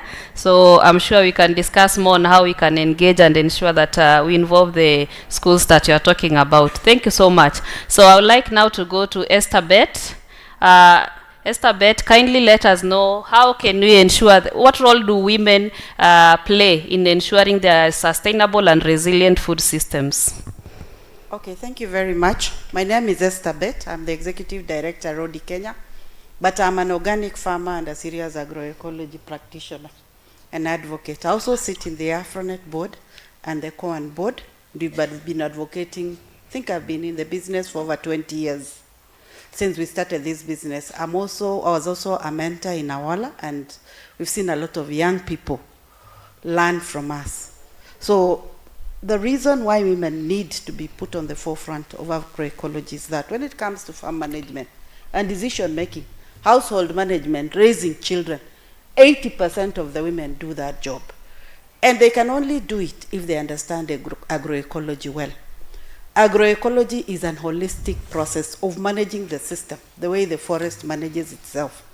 If women understand the dynamics of agroecology and the management system and how to take care of the food waste and how to take care of the farm waste and how to put it back into the soil, cover the soil, protect it, save the seeds and protect the seeds, cook the food, teach their children to cook the food and practice agroecology, we are going to succeed. Mm-hmm. The other thing we need to do is that in our traditional and cultural systems, women were the protectors and carers of seed. So we need to advocate for agroecology and seed saving. And the same women who have a lot of knowledge, as much as it's not documented, our grandmothers and mothers have a lot of skills and knowledge on seed saving, seed selection, seed harvesting, and seed storage. We need women to advocate for that and to save the indigenous seed, because indigenous seed has 100% nutrient. Hybrid seed and the engineered seed that we are buying has no nutrients. That's why we are suffering from nutritional problems and obesity. So if we go back to our indigenous food and protect that, we'll be able to save agroecology. And women are the custodians of seeds and carers of seeds and harvesters of seeds. The other thing that women need to be brought on board is capacity building. We all do capacity building. We do on-site trainings. But how many of the participants we spend so much money on are women? Most of the women, 80% who work on the farms, who pick the tea, who do all the work on the farms, either are standard 8 dropouts or they fell off secondary school or did not finish Form 4. They cannot read and write, but they communicate very well. How do we come up with systems and structures that support these women to learn and to practice and to appreciate what they do? We rarely celebrate women. Even as women ourselves, how many of us celebrate ourselves? Utangaikia wengine birthday, you will do everything for everybody, but who celebrates a woman? Women need to celebrate themselves. They need to celebrate the agroecology practices that they practice. They need to celebrate the food they harvest and they save, and they need to get the right technology to do it right. And even as we design technology and equipment, let the women be involved so that we design technology that women can use and apply. We have a lot of equipment that we have brought into this country, but it's sitting in the stores because the women cannot operate it. So we need things that are workable and women can use on their daily basis and practice in agroecology. The other thing that we need to do is that we need IT, the online learning that women can understand. A woman might not be able to read a WhatsApp message, but they can watch a video of 3 to 5 minutes explaining something. Like there are very good technology training on organic agriculture from India that are about 2 to 3 minutes that I get online, and I pass them to the women groups that I have on WhatsApp, because it's something somebody sees and they practice. Okay. And that is a technology we need to advocate for and promote in PELUM. Simple, small things that people can share. People listen to vernacular radio, and we listen to Inoro, we listen to Kas FM, we listen to the Kamba and all the Maasai speaking. Let's get women with knowledge and skills on agroecology to go to those media houses and share that information with the women at a time when women can listen. I know women work 16 hours, 12 hours, but let us organize women meetings and programs on radio when they are resting, because women never even get time to rest or take care of themselves. But if you put it at a time when they can listen to it, it will help. And finally, women are carers and mentors. They pass the knowledge they gain through chamas, through church meetings, through prayer meetings, through FINDRO meetings, and wherever. So we need to tailor-make good messages on agroecology through those forums for women, so that they can share and pass on the information they need. And then when the women learn and clearly understand what agroecology is, what agroforestry is, what taking care of all those things we are doing is, they can pass it on to their children. They can make it into nursery rhymes. They will sing to their children as they breastfeed them. They will be able to teach their children as they cook, they wash the dishes, do the washing of the clothes, and they'll know how to manage the wastewater in the dishwashing, in the washing of clothes, and not throw it away. Finally, there is the soil and water conservation practices and agroforestry. Women are the ones who cook, and they are the ones who fetch firewood. If you train women to prune trees well, if you train them to protect those soil and water conservation issues you have put on the farm, they will protect it and they will manage it in a very good way, and agroecology will thrive. Thank you so much. Thank you so much, Esther. I know we have a lot to share, but time is not on our side, so we'll have to wrap up this panel discussion. But before that, I would like to go through what we have discussed just briefly, then we can have we can appreciate the team. So kwa wakulima nataka ku summarize kile ambacho tumeweza kuongea hapa, na tumesema kwamba wamama na vijana ndio wawekezaji wa mbegu zetu, chakula zetu, na wanafaa kutunzwa ndio waweze kuangalia zile practices tunafanya nyumbani. Sisi ndio tunaangalia shamba, na sisi ndio tunaweza kukuza vitu vizuri. Kitu cha pili ni kwamba wamama wanafaa kufunzwa kutumia technology ambayo zimetokea, ambayo watafunzwa. Kuna video hata unaweza tumiwa na uweze kuelewa mambo moja mbili ambayo utafanya uko nyumbani shambani kwako. Kwa pastoralist ambao ni wafugaji, pia tunafaa kuwaelewa kwamba ufugaji ndio maisha yao, na tunafaa pia kufikiria wakati wanaenda kutafuta malisho miezi 2 miezi 3, wazee na vijana wanaenda, wamama wanaachwa nyuma. Nani anaangalia wamama na watoto, na ni chakula gani watakula watapokuwa wameenda? Kitu cha pili, tunafaa kuangalia mambo ya policy ambayo tutahakikisha wamama na youth wako na platforms za kuweza kuengage policy, ndio waweze kupeana pia maono yao, ndio iweze kuwekwa kwa hizi policies za county na pia kwa national. So kwa hayo machache tunashukuru sana. Asante. So my panel, thank you very much, and next time we'll have a better time for you. Thank you.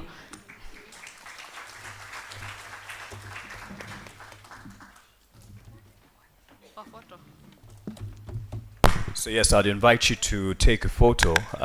Strictly speaking though, you actually very good on time. You actually had 10 minutes. So if there's a burning concern or point that you'd want to give anyone on the panel, please, you can make that point. Or if there's a burning question or echo from anyone on the crowd, I wouldn't want to take this from you, because she actually still has 10 minutes as was agreed. But asante Mane for managing it. I think watu wakona queue ya chai, kahawa na snacks. So kulikuwa na swali yote? Yes, dadangu njoo karibu, ndo we save time. Kuna mwingine? Hata uko na bro. Kuna swali moja kule. So nitawapa wawili, huyu mmoja alafu nitampa yeye pia. Utasema jina lako alafu who you have the question directed at. Msitoke. Okay, thank you for this opportunity. My name is Diramu Jatani and I'm a student at the University of Nairobi and I also work with NutriProduce. Okay, mine is not a question but it's a concern and it's also an appreciation. I really want to, as a young person and also as a woman, like I really appreciate what you guys are doing and like the work that has been put out there.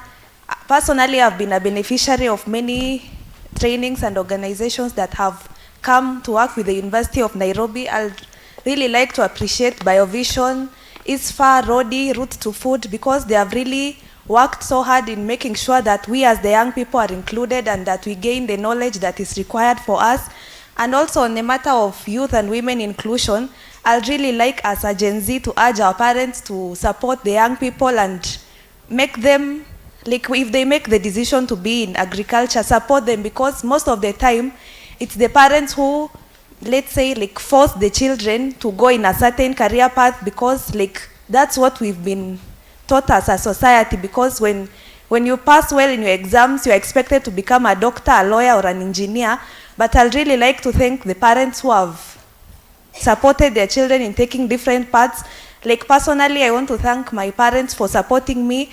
I did my BSc in Management of Agroecosystems and Environment, and I'm really passionate about what I'm doing, and for all the support they've accorded, and also for I know we have so many people. You have the power to support us as young people, and we are willing to learn and we want to grow. So kindly make sure that you partner with the universities.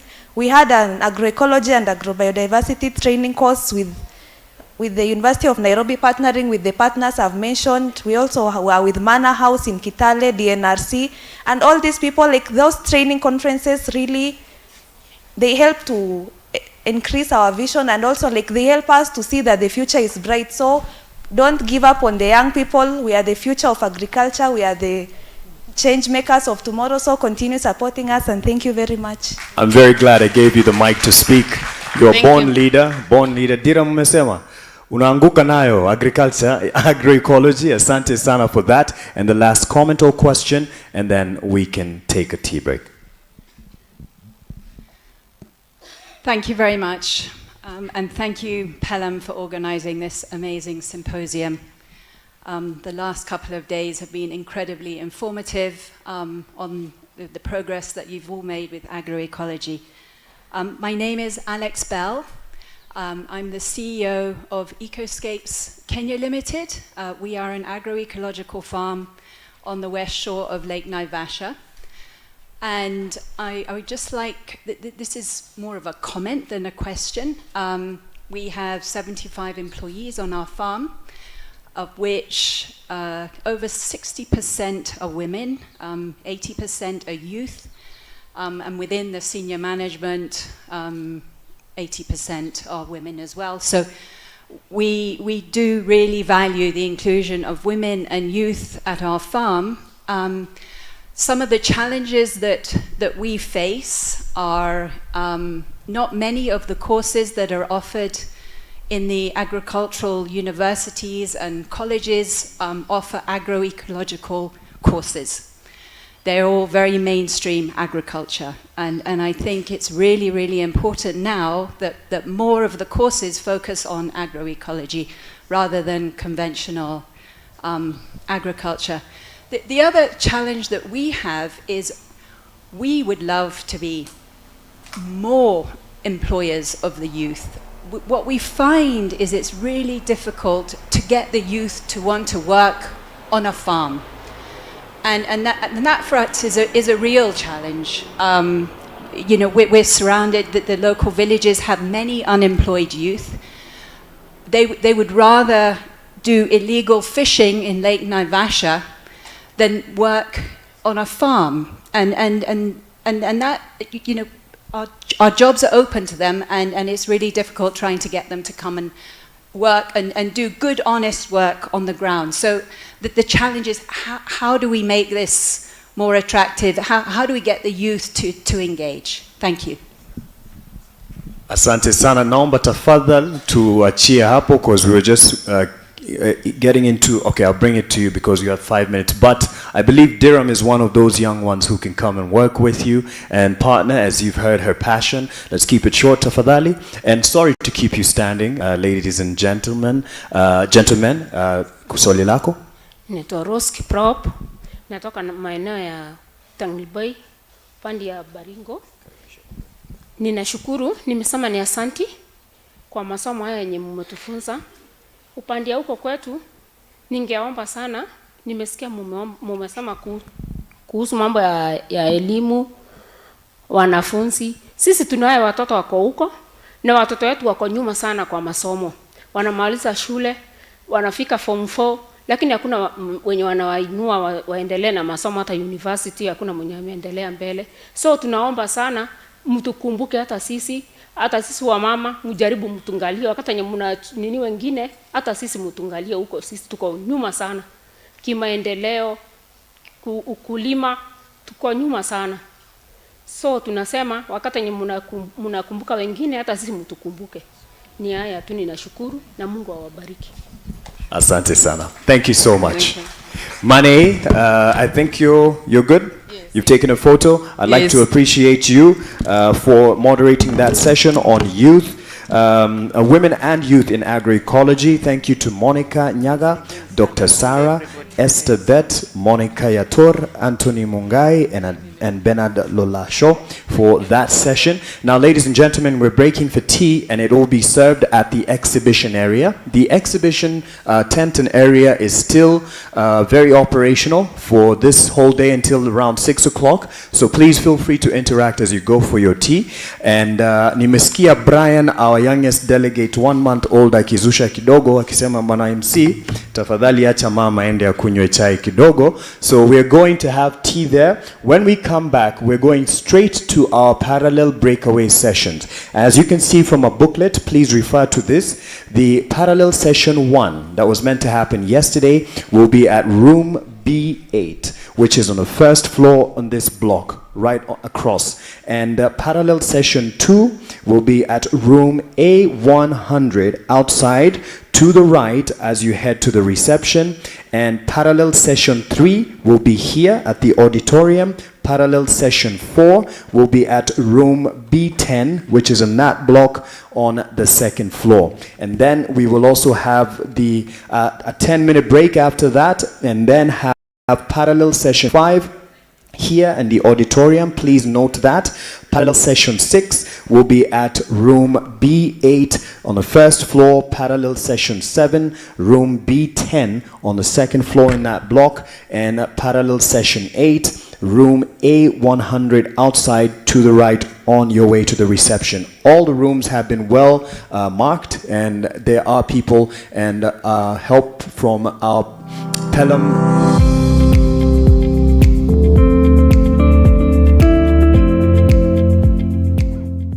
Join us for the first National Agroecology Symposium in Kenya, where innovation meets tradition. On November 6th and 7th, 2024, at the Kenya School of Monetary Studies, we'll explore our theme, Sustainable Future, Advancing Agroecology for Food Sovereignty and Climate Resilience.